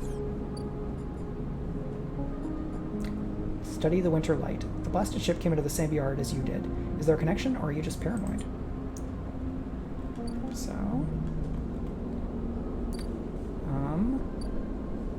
I don't know that I need to buy the stabilizer yet, because I'm stable here.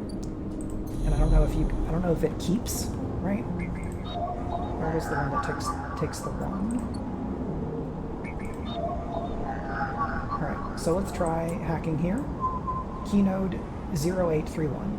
A lone connection feeds into this isolated node. Its last access timestamp is 1,000 cycles ago.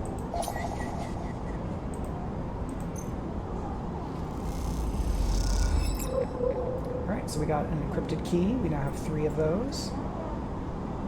And we leave. Hunter is at 1 of 6, it seems. We've got energy. We chatted with Dragos. We have this. And I guess we go here.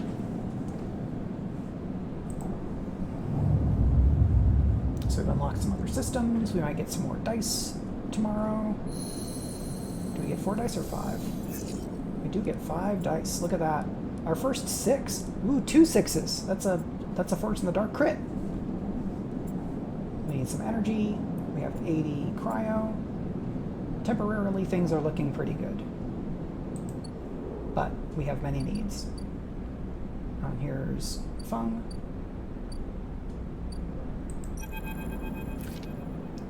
Sleeper. Fung catches your attention as you approach the Avenage building, leaning against a bay door to the side of the entrance. You approach. Easier to come in this way. Security, all that. It gives you a look. You know. I don't know. He slams a button and the bay creaks open, blinking lights in the dark behind it. You follow Fung inside. Truth be told, I don't spend much time upstairs. This is where I work. The door hisses as it closes behind you. The bay is filled with pieces of hardware, all rigged up to generators and diagnostic slates and things you don't recognize that glow with blue screen light. There's a chorus of hums that blends into a single wave of static, filling the dark corners of the room. Fung leans on a server rack and gestures around. You like it? He smiles widely. I thought you'd say that. He taps a nearby server stack, which bleeps in response. This is my treasure trove, all dredged up from the sea of systems we call the Eye. You wouldn't believe what this place runs on. He steps over to a towering block, speckled with vents. Some of these systems are built from the original station, ETH-1, the one Solheim built. We've had to invent new components, repair things we never built, reverse engineer entire subsystems into existence. Residents here look up the Eye and they think they are seeing a concrete reality. But this place is a system in constant flux, decaying and growing, collapsing into new configurations. He walks down between the hardware stacks and you follow. We are keeping this place alive, but also remaking it into something new, dragging it away from those corporate origins. He stops. At least, that's what I'm trying to do. He turns back to face you among the flickering machines. They hum all around you. I know you can see this too, Sleeper. All these systems in sections. You can't you? It makes sense, right? You're here between here and there. You are between here and there, between the people and their systems. You light this place up like a beacon. That's what I need. Fung is definitely not going to get me into trouble. Absolutely. You glance at the lights around you, and as you do, they seem to flicker, to realign, to follow your gaze. Fung notices it too. I'm guessing being a beacon isn't always ideal when you are on the run, though? No, they aren't. He pats you on the shoulder. Maybe I can help with that.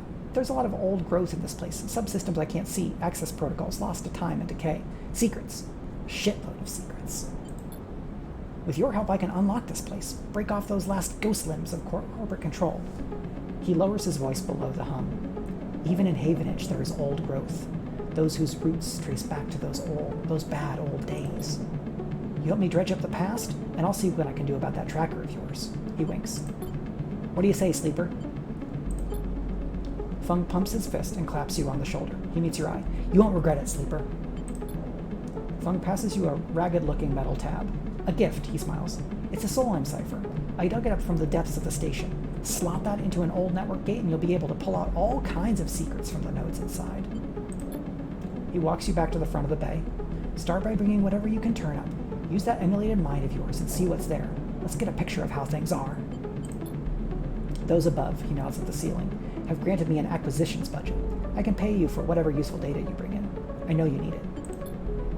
He slams the door button again. Keep it quiet and keep it clean, Sleeper. And I'll see you soon. You step, blinking, back out into the passage, those flickering lights still in the back of your mind. So, extract the past, Solheim data, get to know Emphas. So, what should we do with these beautiful, beautiful sixes? One thing I should probably do is do something in the rotunda, but where was that thing that needed a Solheim cipher? We can do that right now. It must be one of those squares. Nope. I guess the circle in the middle. Yep, Solheim. Okay. Slot Solheim cipher. The gate conceals a network of systems which have been untouched since the Solheim collapse.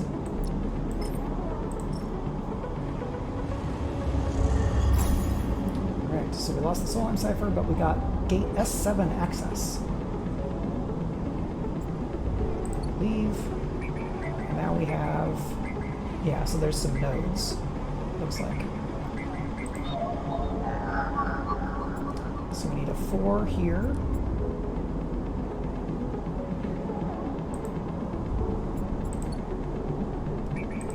And we need a 1 here, but we can do that.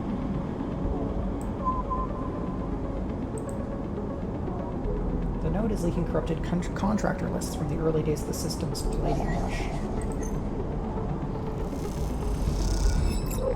So we got Solheim data. Our hunter is at 2, so can we deliver data? Hey, look at that! Fung will pay you well for any Solheim data you dredge up from the Eye's old systems. What he does with it is anyone's guess. Boom! Got some money and advancing the clock, scoping the systems. Good times. So,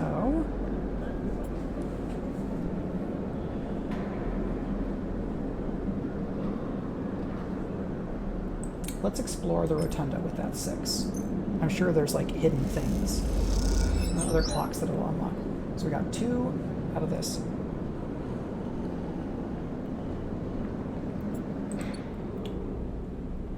Hey, look, it's a bar.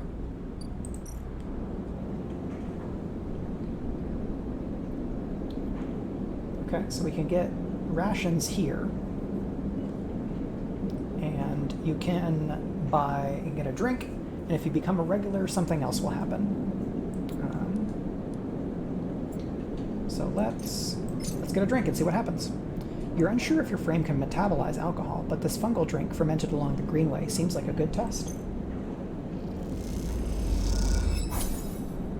Okay, so we got some energy. And we got 1 tick on the Overlook regular clock. We can leave here. Ooh, look, there's a mercenary here. That's fun stuff. That's the shipyard. What can we do at the shipyard? All right, we can do things for them.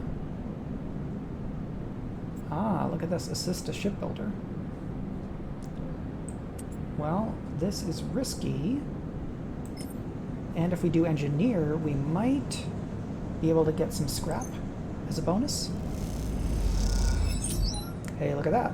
We got 2 ticks on yard hand and some cryo. We did not get scrap.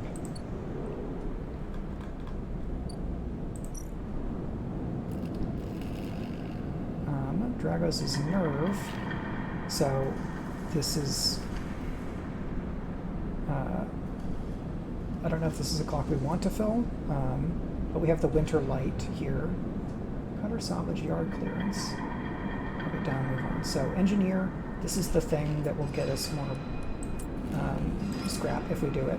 So we've got a 50-50 chance. Okay, 2 ticks, 16 cryo. And something lock? I don't know what this... because the text is... the contrast doesn't work here. We have 1 die left. I don't think I want to do more hacking because the hunter's at 2. Let's go see Ankita, a stranded mercenary. Hey you, want to earn a chit? Ankita stands behind a huge pile of tied together hull plates. She stretches out her back, her shoulders bulging beneath her flight suit. I don't think that my character is confident enough to say make it 2. You cross the docking concourse as she begins to split the plating into 2 bundles. What is it with this place? She asks everyone as she mashes the massive plates together. Everyone wants their cut. Well, I didn't ask for it to. She straightens up to an imposing height, her armor plates creaking, and she looks you up and down. Don't try anything, all right? She taps the butt of her sidearm. I don't want to have to put anyone else down today. Anyone else? Wouldn't think of it. Good, she pauses. Look, I'm not usually... let's just say my temper's been a little short lately. Ankita hoists 1 bundle of plating onto her shoulder. Come on then, enough chat. You've got to earn that chit. Chit-chat. Ba-dum-bum. You struggle to shoulder the plates, but you do eventually. Ankita gives you a look. Ship's this way. As she sets off down a gantry at impressive speed. As you catch up to her, she turns down a passage, pushing through a small crowd of stevedores. What's all this for? Oh, this? She nods at the plates on her back. I'm building a treehouse. She gives you another of her looks. It's for the ambergris, that cutter you might have seen sitting silent out there. She rapidly turns another corner as you trail behind. She got cut up pretty bad on her last job, and I had to moor up here for a spell. But since then, it's only gotten worse. Someone got in and sliced the core from our ship mind, so now she's gone dark. Ship mind, eh? She shifts the panels on her shoulder. The upshot is that I'm short 1 ship mind, with a ton of repairs to do, and the rest of the crew signed off the moment they got wind of I'd been stranded. So yeah, it's been a time. Anything I can do to help? I don't know. Got a ship mind tucked away on that frame of yours? For a moment, you aren't sure if she's serious. Ankita swings the plates from her back, almost knocking you over in the process. This is me. She hauls the 2nd bundle off your shoulder. You're the first person I've met here who might actually be considered helpful. She pauses, chewing her bottom lip. Look, you want to help? Come see me. I need a hand putting Amber back together, and you don't seem the type to try anything stupid. She passes the bundles of plate through the ambergris's outer lock and then turns back. Just don't go spreading all this around. Ankita throws you a couple of chits. Consider it a bonus for not trying to grift me. She gives you a parting nod and ducks through the doorway.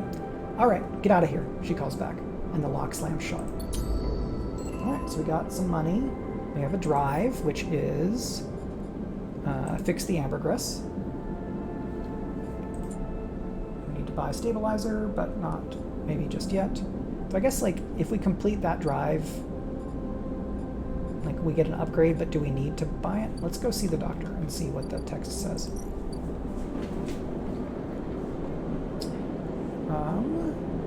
Sabine is selling off the case of stabilizer vial by vial. You haven't been able to talk with them since your last visit. So it takes 100 cryo to get stabilizer, which is a lot. We only have 112. But let's go to emphasis stall and continue to become a fungus fan. Fungus fan. Fungus fan. Alright, so... oh, that gave us 3 energy. We only needed 2. So that's good to know. It can range. So we're at 3 of 4 on Fungus Fan. And we can buy our way into the low end at this point. So I'm curious about that, especially because there may be things to hack.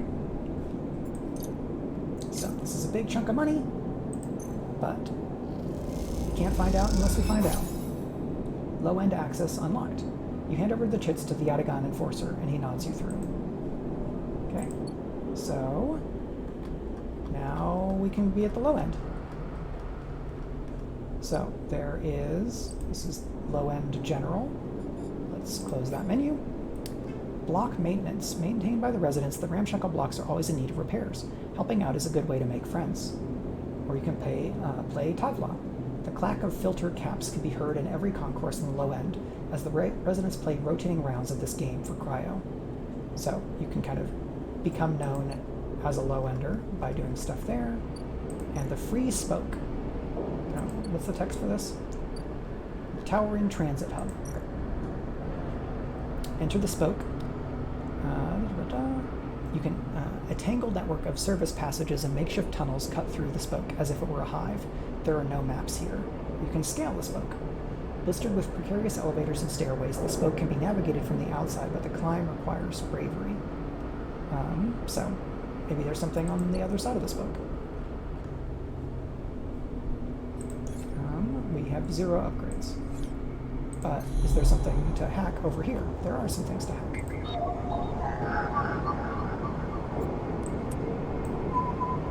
Okay. Interesting. Set this one over here.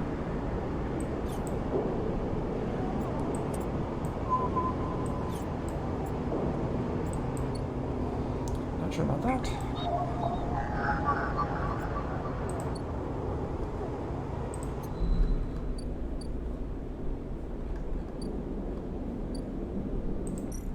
Let's see what I have. I don't have scrap pump components, but I can get scrap components by working for Dragos. Engineer, yard clearance.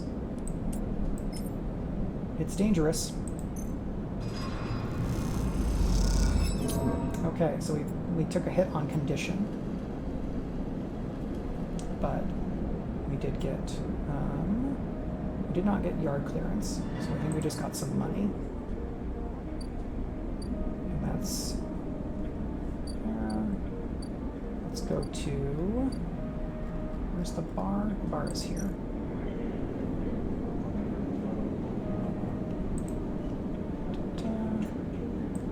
Let's get a drink, which will get us a tick on regular. Got energy, which we didn't super need, but I want to kind of progress that clock. And now we go home, quote unquote home, and end cycle. So we got another 1 or 2 days of 6 dice, or 5 dice. Yep, last day of 5 dice probably. So 2 3s and 3 2s. Good day for hacking, maybe. What do I need to do for you? Okay, so this is dangerous, but I do have its interface, so I have +1.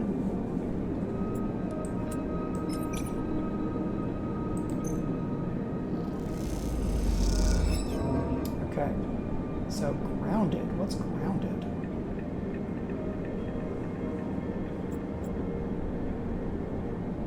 Ah. The ambergris is in a dull condition. It'd be all too easy to push it over into a cascading collapse. So this is a failure clock.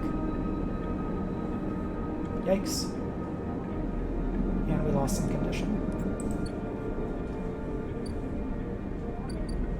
Not great, honestly. Well, that's depressing. Let's go get a drink. I think that's an understandable reaction to massively screwing up. So we got some energy, which is good, and we filled Outlook regular, or Overlook regular. Overlook, a favored haunt for spacers. The glass shatters on the steel bar beside you. The taunts don't take long to follow. Is this yesterday's Waypoint stream? Hey, haunt! The spacer calls across the low room. What are you doing here? He laughs at his own joke. playing human? Shout back, leave, or ignore him. Again, I don't see this character as having the guts to shout back. Guts / lack of discretion. You hunch a little further, staring at the hundreds of tiny impact points that scar the bar. A hand falls on your shoulder, but as you flinch it away, it pats reassuringly. You freeze in place. Out.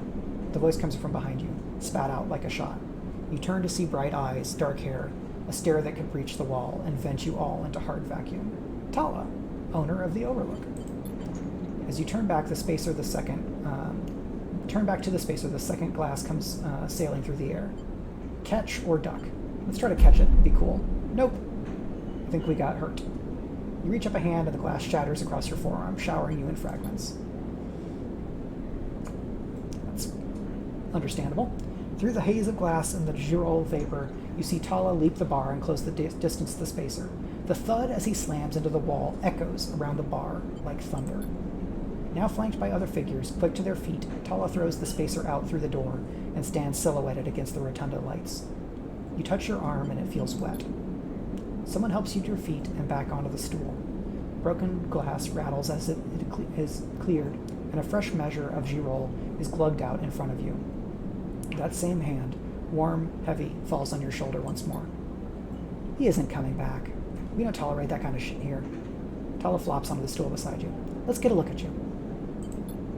Tala wipes the powdered glass from around the wound, and someone places a bottle of alcohol and a metal tin with tweezers on the bar. She disinfects them and then turns to you. That was an ambitious catch, she smiles, pulling a sliver of glass from your forearm. Yikes. Stupid, but ambitious. You don't feel the pain, only the string of status messages your body delivers concerning dermal damage and exposed structures. You do feel the care, though, as Tala's bright eyes search your thick synthetic skin for splinters. Tala works with the skill of someone who has had to pick glass splinters from the skin of a stranger before. She hones in on each bright shard, all the time tapping the tweezer tips in little rhythms that only she can follow. Tala smiles to herself. So, you been on the eye long? Do we count as just arrived still?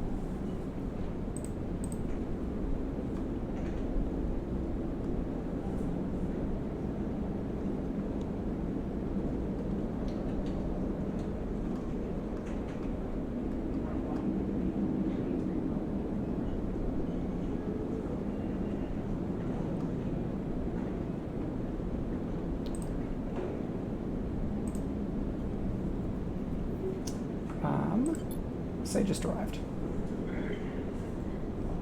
I thought so. I've only seen you here a couple of times.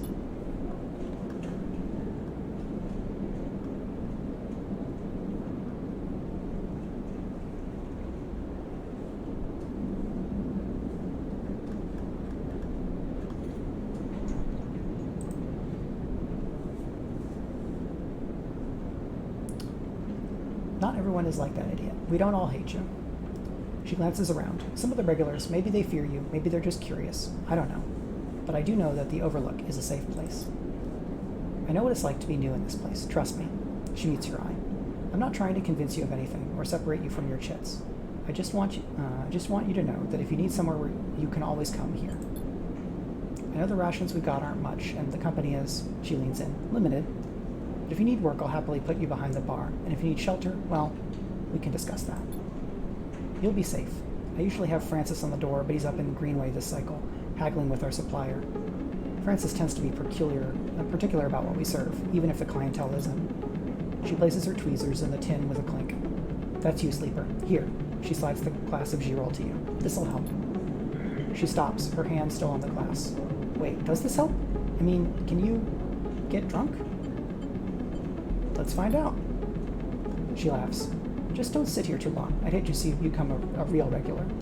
She walks around to the bar, gathering the glasses as she does, and before long is retelling how she threw that spacer out to a new group that just wandered in, complete with dramatic actions.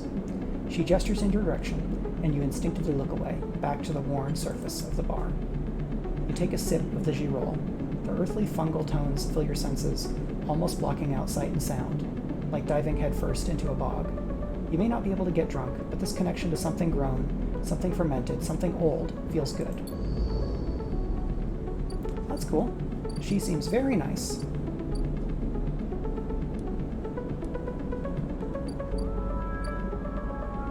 And do stuff for fun.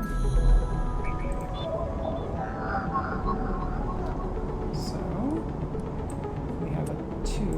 Why is the... Oh, right, it's just the highlight. Okay. Transfer intercept. We got cryo. We got Havenage data. And Hunter is at 3, so we wait on that. Do I sell you Havenage data too? No, that's Solon data. Okay.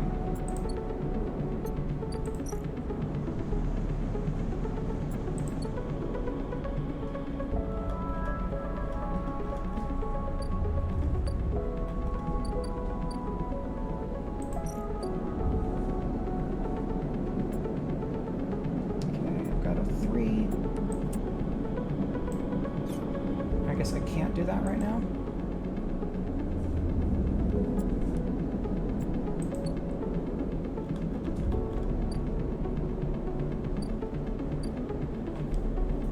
I've got the energy, so I don't need that. What are you loading? Endure. Buy some scrap. Scrap allowance, okay. But we can also do scrap here.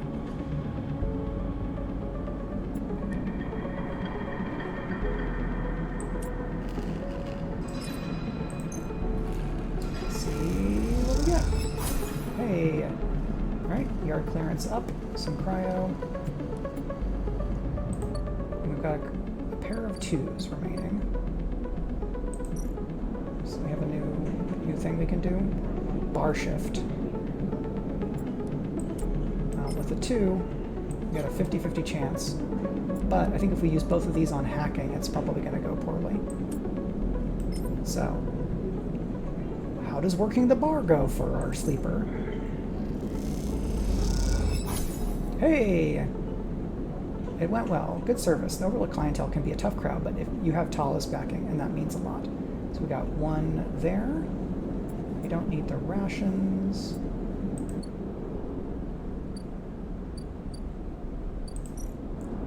What's here? That's just the progress.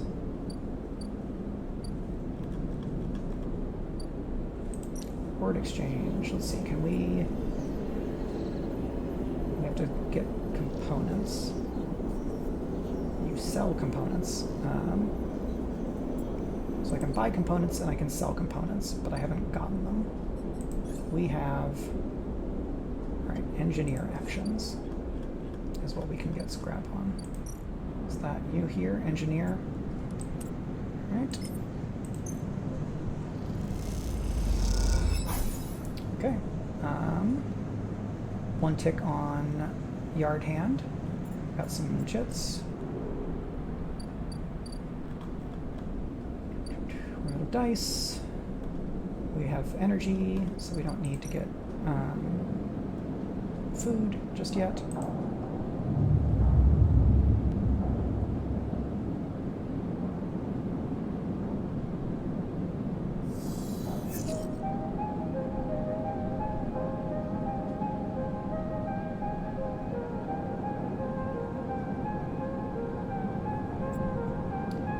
So we're hunted is at 4 of 8, which is not great.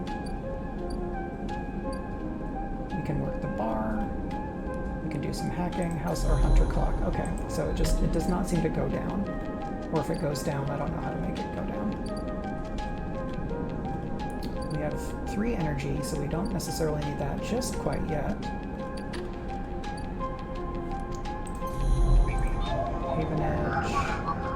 Alright, so what we need is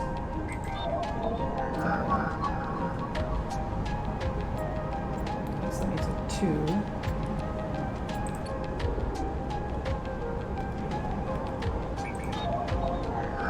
Havenage requires a Havenage cipher, but we have Havenage data. That does not work. Okay. Mag locks. Where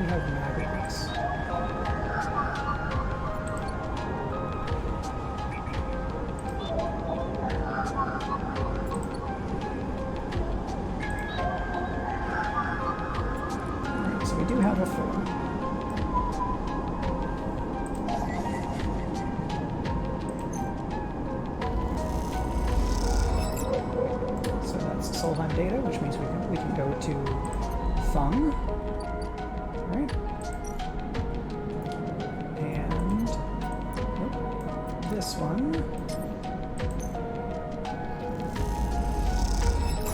Okay. And we're at 2 of 3 on scoping the systems.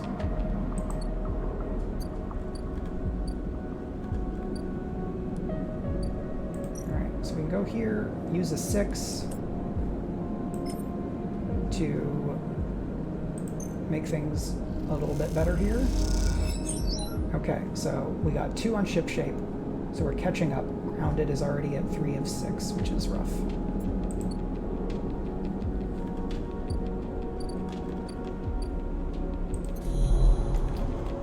What can we do with a 1? Hey, look. Cryo, 1 encrypted key. So we have lots of encrypted keys, but I don't know just what to do with them yet. Don't want to spread my dice out too much, because I do want to make progress on things so that I can... Oh, we have an upgrade available, right? Because we completed the regular clock. We could get Endure up to 0, which wouldn't suck. Or we could get... Agent nodes give double data rewards. Engineer to +1.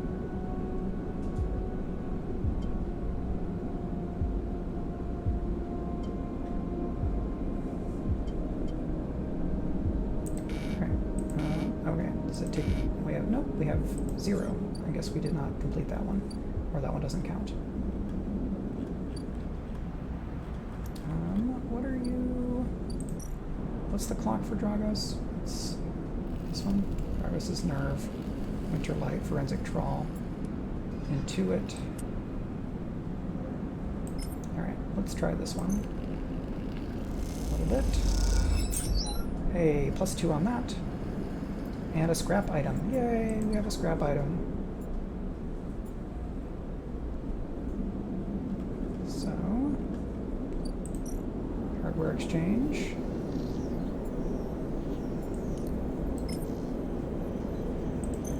See how much the components are worth. 12, and we get +1 on Trusted Trader. And we have 107, so we can afford the stabilizer if we really need it. And that's all of our dice. Let's go here, even we're unlikely to get 3 again, and we can finish Fungus Fan and probably have a conversation with Olympus.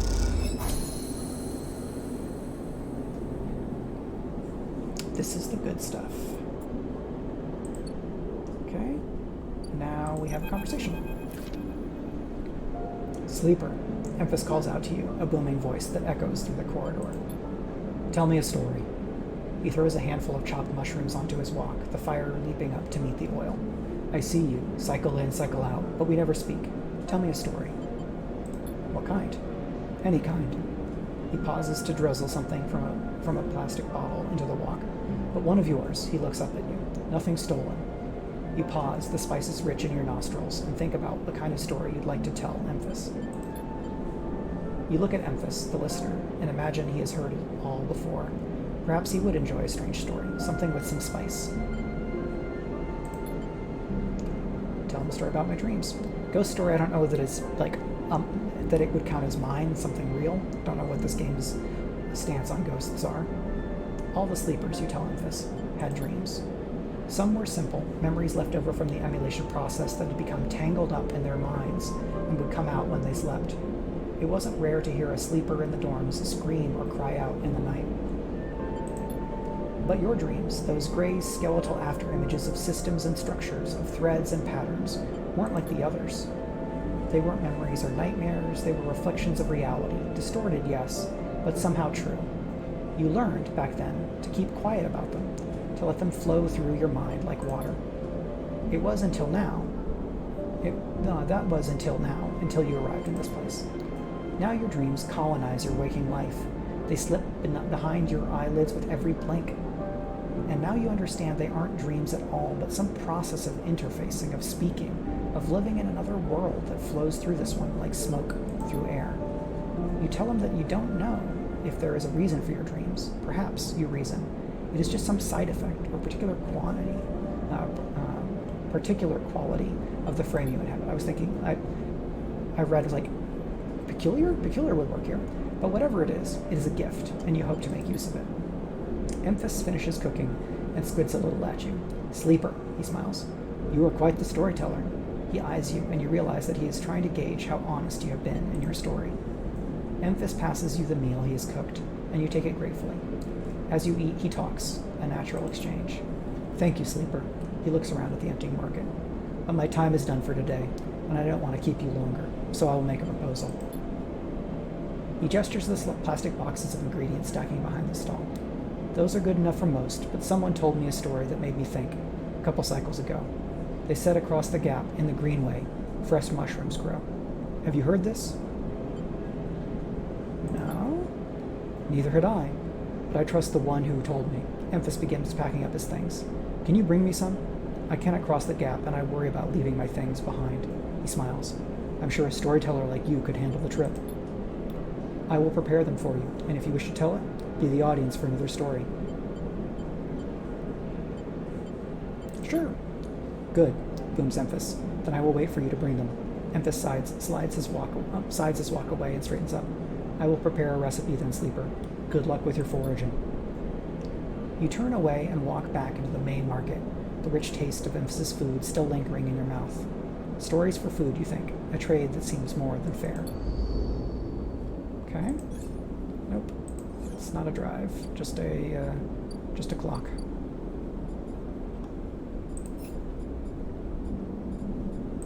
Extract the past. We have no more dice.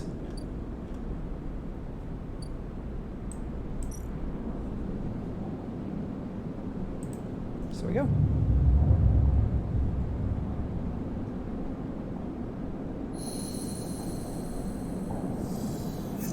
Okay, 4 dice. Energy down. Hunted is at 5 of 8. That's almost at something.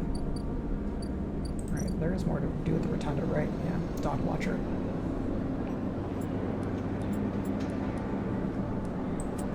That is... Yeah, let's see if we can fill dog watcher. Hey, we did. Very nice. So, we have filled that. What opens up? Sealed dock. Unlock maglock. Well, here's the thing. We have encrypted keys. These old maglocks look like they each need an encrypted key to open. Why the heck is security for a decaying dock?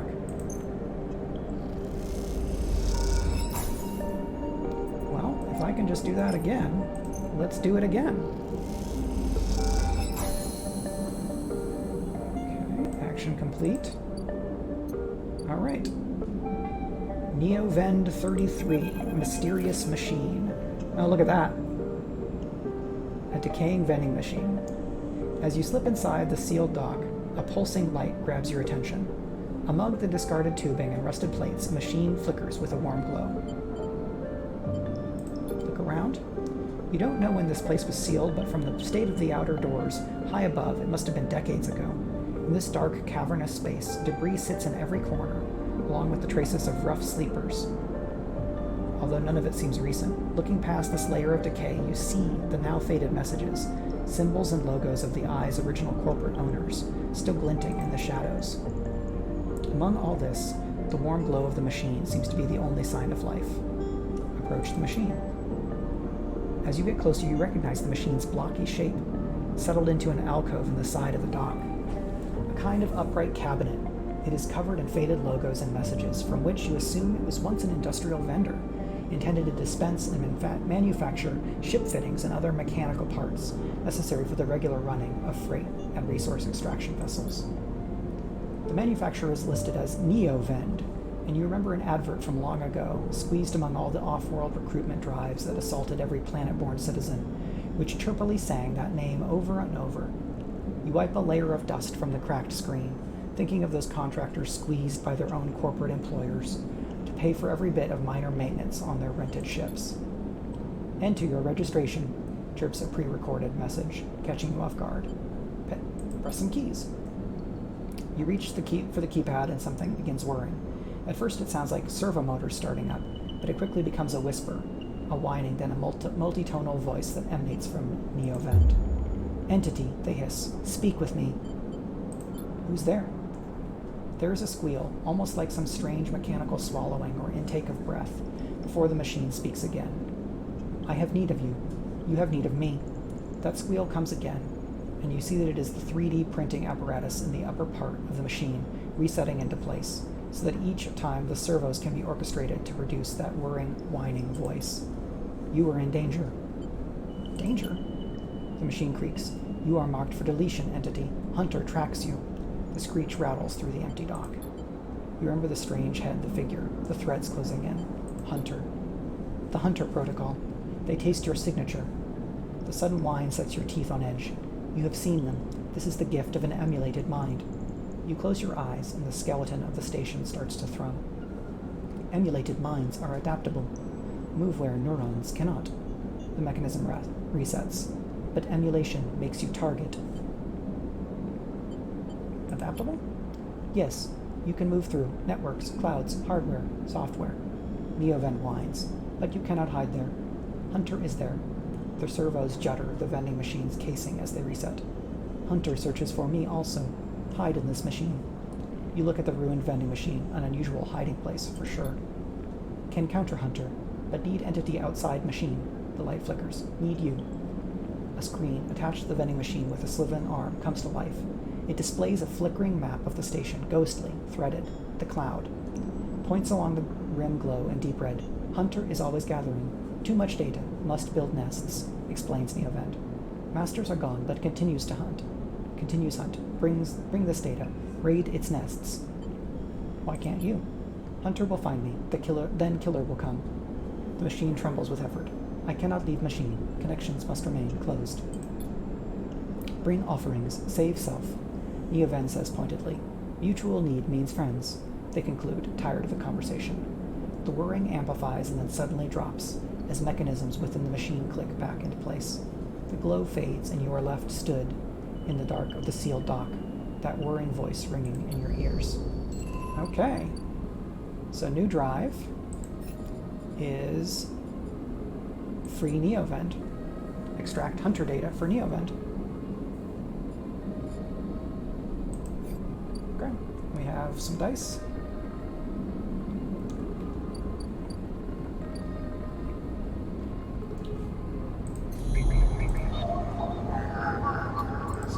Two. Hunter nest. This requires a 2.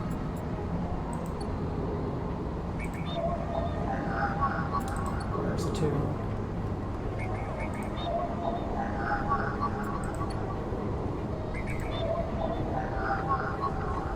Getting a lot of 2s off this plan.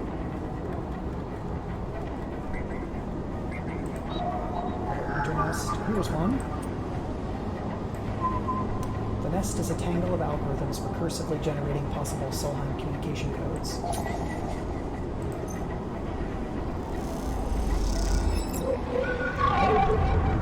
Did get Hunter data. Oh no! A glimmer in the dark catches your eye as the orb of Hunter's head appears in the distance. It is looking for you.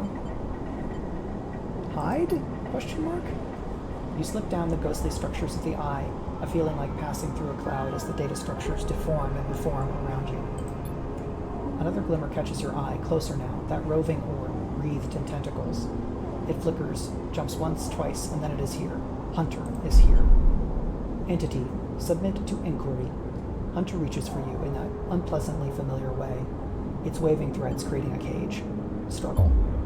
You push against the threads as they close in, becoming frenzied as you push them aside. You are caught by whipping tendrils and feel them pulling you away from the anchor of your body. You push through, clearing the threads.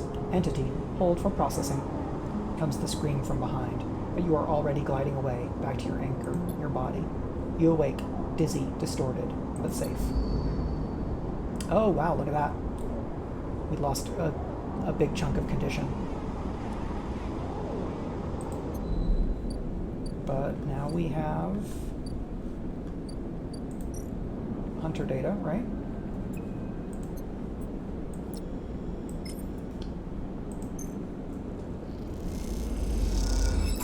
Okay, so 1 of 3 there. We have a 4.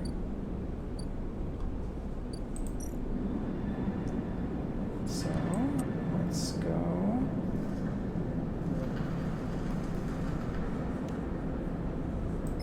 Alright, got a 50-50 here. Engineer might also get a scrap. Okay. Items, nope. But we're at 5 of 8 on yard clearance. And we have 1. Hunter is reset, but that's not necessarily a good thing.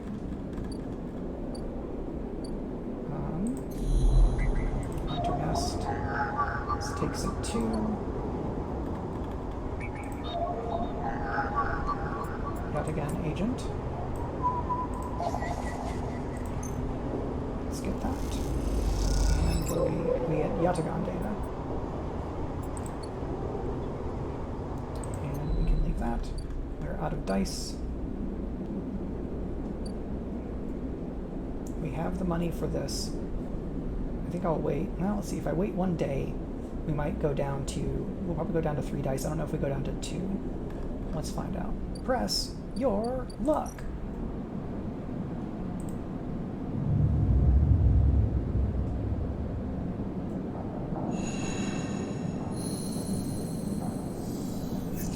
Okay, so we get 3 dice. We're down on energy. But we can go to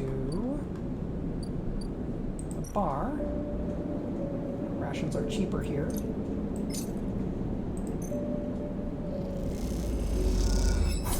And that gets us 2 energy.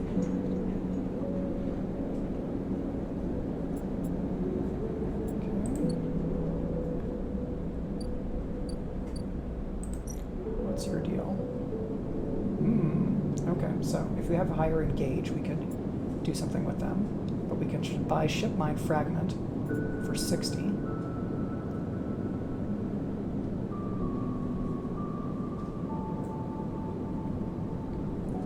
Yeah, well, we know we need that, right?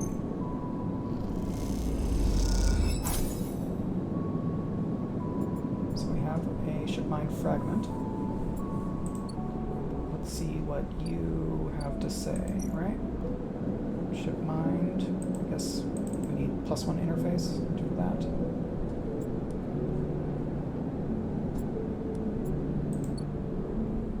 But we have a 2, which means we can do some hacking.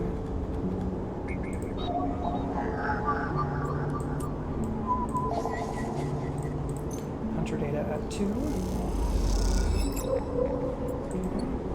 So the next time I do hacking, I should try to get the data for Funk so I can finish his clock.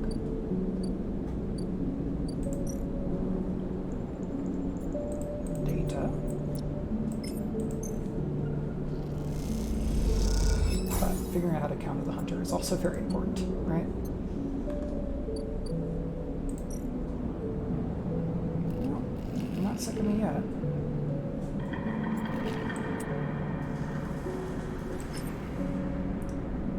Got a 5. Okay, that's 7 of 8 on yard clearance.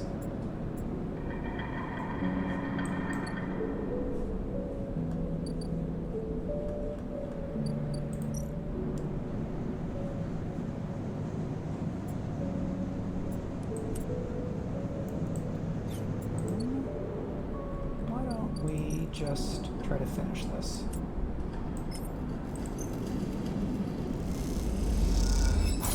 Hey, okay, yard clearance is complete and we got some money. And we got a random scrap item. The final pieces of the Winter Light sit in neat piles waiting for the collection shuttle from Havenage. Dragos has managed to sell the remaining pieces to the shipyards, a fact that is hard to forget as he has been telling you about it for the past 2 cycles, and all that remains is Havenage, and it's for Havenage to come collect. You look around at the yard transformed from when you first arrived. The mostly repaired drones flit back and forth, no longer buzzing unevenly or in lost corners. And the scrap is sectioning, sorted, the system you and Dragos has been put into place over the past cycles paying off. As you look, you notice the glow of pale light from the office by the entrance, that run-down cab of a building which houses all of the records and spare equipment. Dragos must be inside, and you get to your feet and walk over to find out when the shipyard collection crew will be here. Sleepa? Come in. You swing the door and walk in, and Dragos is sitting at the small metal desk. The shipyards told me they'd be here soon, and they hand over the chits and we are set. He writes something with his stylus on his slate and shuts it off. Of course, we should talk about a bonus. He stands and turns to face you, his face placid.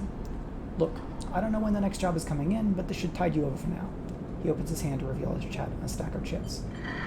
What's going on here? It's a bonus. I said, it's a bonus. Take it. Dragos presses the chits into your hand. I've done well by you, and you've returned a favor. He straightens up and clears his throat, and you realize he has prepared what he's about to say. These chits are for you to take and do what you want with them. They are from me, and they are the last I'm going to give you, he pauses. There's no more work for a sleeper in this yard. He folds his arm. I'm sorry, but that's it. You stay in the container as long as you need, but the yard is done with you. He turns away to his terminal. What do you mean? Don't press me, Sleeper. This is for your own good.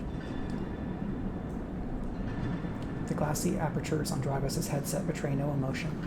You need to stay away, Sleeper. He pauses, considering his words. Trouble is going to follow you here. Trust me. What do you know? Dragos kicks at the floor, frustrated with himself. I'll not be saying any more. Sleeper. Dragos suddenly grabs you by the shoulder and drags you out of the office into the yard. He turns you to face a stack of pieces from the winter light, dissected, cut down, totally unrecognizable as a ship. You came through that, Sleeper. That should have been you, chopped and stacked. His hand trembles on your shoulder. That is what happens here. We cut down broken machines and move them on. Well, I didn't cut you down, but I'm sure as hell moving you on. Moving you on before whoever killed that ship comes here to kill me. Kill you? Kill both of us! He shakes his head.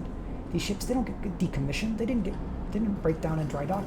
You think they'd look down like that if they did? Somebody ended them. That means someone tried to end you, Sleeper. And I'm done waiting for them to turn up. We've had our fun. Now it's time. Gives you a little shove. Go on. He turns and walks back to the office. That's it. He shouts and goes inside. The silence hangs in the air and you leave, with your pockets filled with clinking chits and a strangely hollow feeling in your chest. Oof. Drive failed. So I guess filling the 1 clock means that you fail another one. Did we get... No, did not get an upgrade for that. Extract the past. Fix the ambergris. Free Neovend, we're getting there. Gain access to the Ort Fabricator.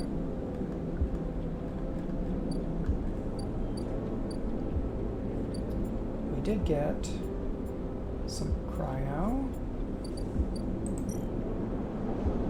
Let's buy this. See how much it gives us. Alright, so we have passkey for an apartment. Okay, maybe we can go see Sabine. Alright, so this becomes an item. We don't automatically use it. Toshiro takes the chits and hands you a vial. When you ask after Sabine, he doesn't respond. Hab block. As you quickly leave the surgery, eager to be away from Toshiro's glare, you notice something wrapped around the stabilizer vial, clutched tightly in your hand. You open your hand and a thin film, marked with holes and sigils, unrolls from around the vial. At one end it has a hard metal strip, a handle. The metal handle is worn and pitted, but you can see a set of numbers imprinted onto it. 207F. And then, crudely scratched into the handle, at some later date, low end. Inspect the film. You hold the cloudy film up to the light. It is perforated with an ornate pattern of holes. You can make out a word among the markings. Passkey. Is this an entry key for somewhere? I wonder if we had waited, this would get us into low end for free. For a moment, you consider going back to the surgery to return the key, and then quickly think better of it. Did Sabine want you to have this, or is Toshiro passing on a message? Time to head to low end and figure it out. Alright, that is a drive, thankfully.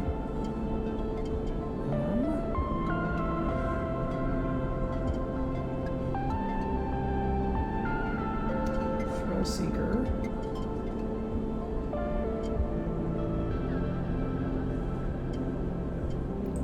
Let's go up to +1 on Engineer.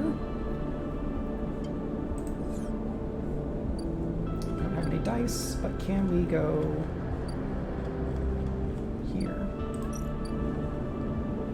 Okay, leave. Alright, this is 207F.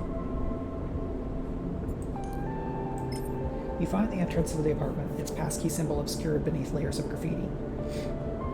Who lives here? I'm guessing it's Sabine? Apartment unlocked. Continue. As you push the door open, the automatic lights flicker on inside the apartment.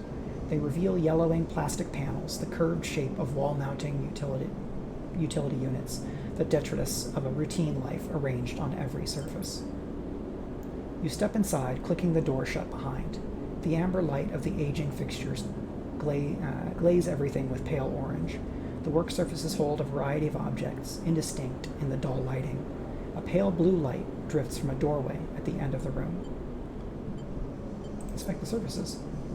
Smudges through the thin layer of dust suggest a recent, rare, and hurried visit. They trace a path to the water dispenser, the auto wash, then to a cabinet still left open. On the shelf sits an empty pill case. Go to the doorway. You cross the cramped utility room with its auto wash, dispensers, water closet, towards the doorway. Through the doorway is a dark, warm room, lit only by the faint glow of a terminal screen. Terminal? As you approach, there is a crackle from somewhere in the dark. Sleeper. Sabine's voice shakily echoes through the apartment. Welcome to my home. I'm sorry I can't be there. I have had to make alternate arrangements. You hear rattling noises, static. I was able to record this message, but I don't dare show my face. Something is happening within Yatagan. I no longer trust them. Their voice becomes distant, slipping behind the background noise. I have something to ask of you. I want you to get me out. Yatagan was supposed to hide me, to protect me. After everything happened, I was desperate. And then after that, I was too tired to care. A noise, like waves, over the recording. But I'm done with them now. I want it out. I want out. Screw the debt. But I need insurance, something I can hold against them. I have my suspicions, but I can't be sure. I need information. And as you know, you need me. A pause. Something clicking in the dark. This isn't a threat. You have to understand my position here. Another pause. I know sleepers. I've been here before. I can help you, but not with Yatagan's noose around my neck. Get me data. Get me information. Get me something I can use against Yatagan. Then I can get you out. Then I can get out, and you can get what you need. Please. Waves of static cut into Sabine's voice. Bring it here to my terminal. I'll get to it when I can. You look around the tiny room, try to imagine Sabine living here, working at the desk, sleeping in the bunk, blinking into the terminal in the dark. The recording cuts to static, filling the room with its white hiss. Then silence. Terminal? Question mark? Yeah. You sit in front of the humming terminal and hit a few keys. Sabine has left an access port open, but the rest is encrypted, locked away behind passcodes. It seems Sabine might not trust you as much as they want you to think. Who does Sabine need to hide from? And what debt do they owe to Yatagan?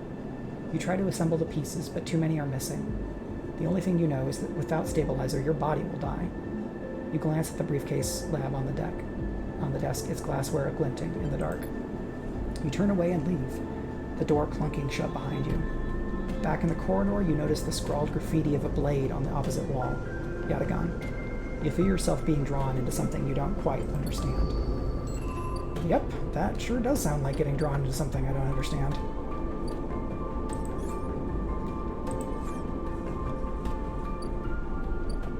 Alright, so we don't have any dice.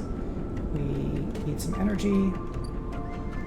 So let's go to here, right? Because I guess we can do Emphas, but his clock is the... Oh, okay. Yeah, he needs to roll crap caps.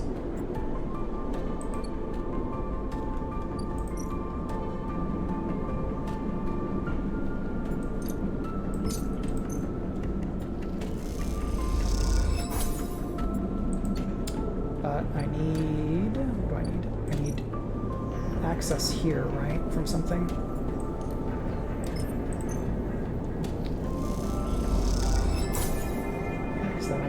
there. It's going to need definitely some more scrap to make that happen. We're at 340. I usually try to wrap out by 4. So I think let's try one more day.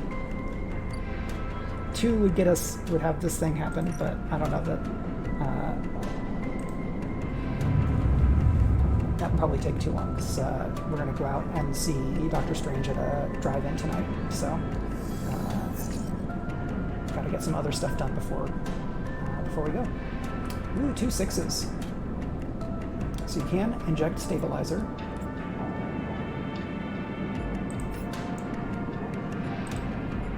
Prepaid runners. Okay, so this failed. Get Sabine out. I'm gonna wait a little bit. 3 dice is okay. I think once I get down, if I get down to 2 dice, then I can use the stabilizer just because I would lose so much potential for progress.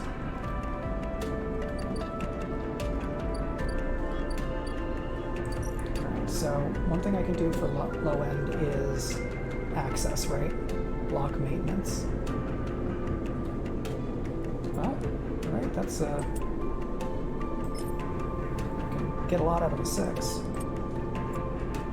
Right, but let's think about existing clocks.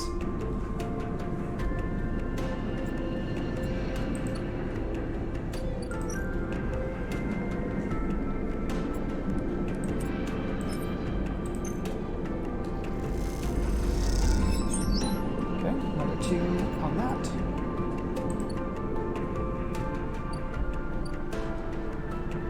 Shipyard, right?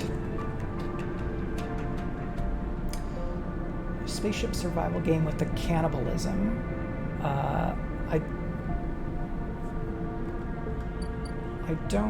I don't recall. The kids are asleep. Do you mean the one that I did on the birthday stream where I was checking out demos? Because I don't remember that one having dice, and I don't remember another one that has dice. So I may just not know it. Tharsis. That name rings a bell, but I don't know that I have not played it. Tharsis video game. Turn-based strategy game with dice. Oh, okay. Yeah. Haven't played it. So we have +1 now. Which means we can probably do that. Okay, another tick there. And we got a random scrap item.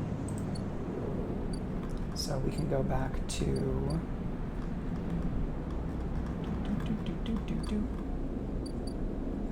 the exchange, right? And sell scrap components. That gets us a tick on Trusted Trader. And we can go here, we're at 4. Do something else at Funds Bay? No, we need some data. Alright, so let's go to the bar, because I really like Tala. I'm not great at Engage, but right? Yeah.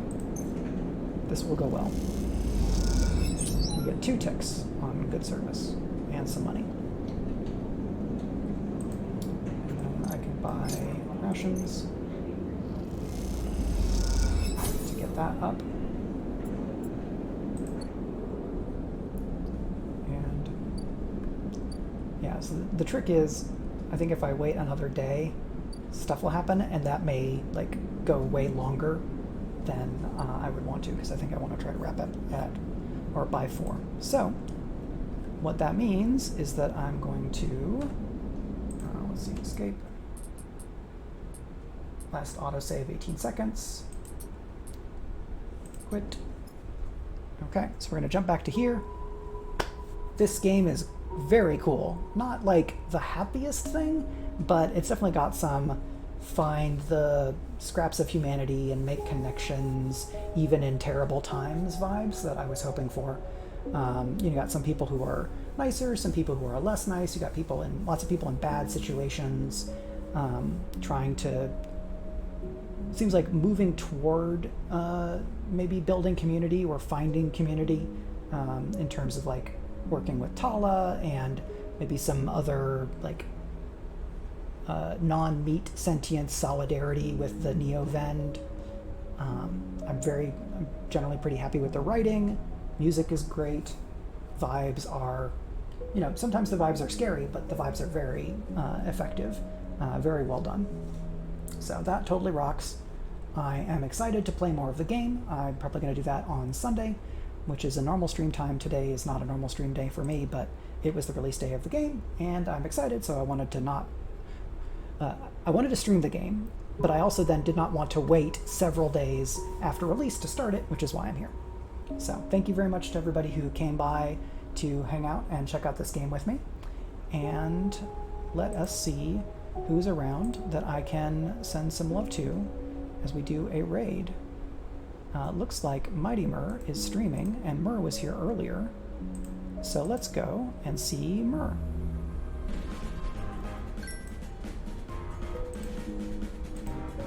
Alright, I'm ready to raid there. I'm just going to turn that off. Thanks everybody for coming to hang out, and I'll see you next time. We go.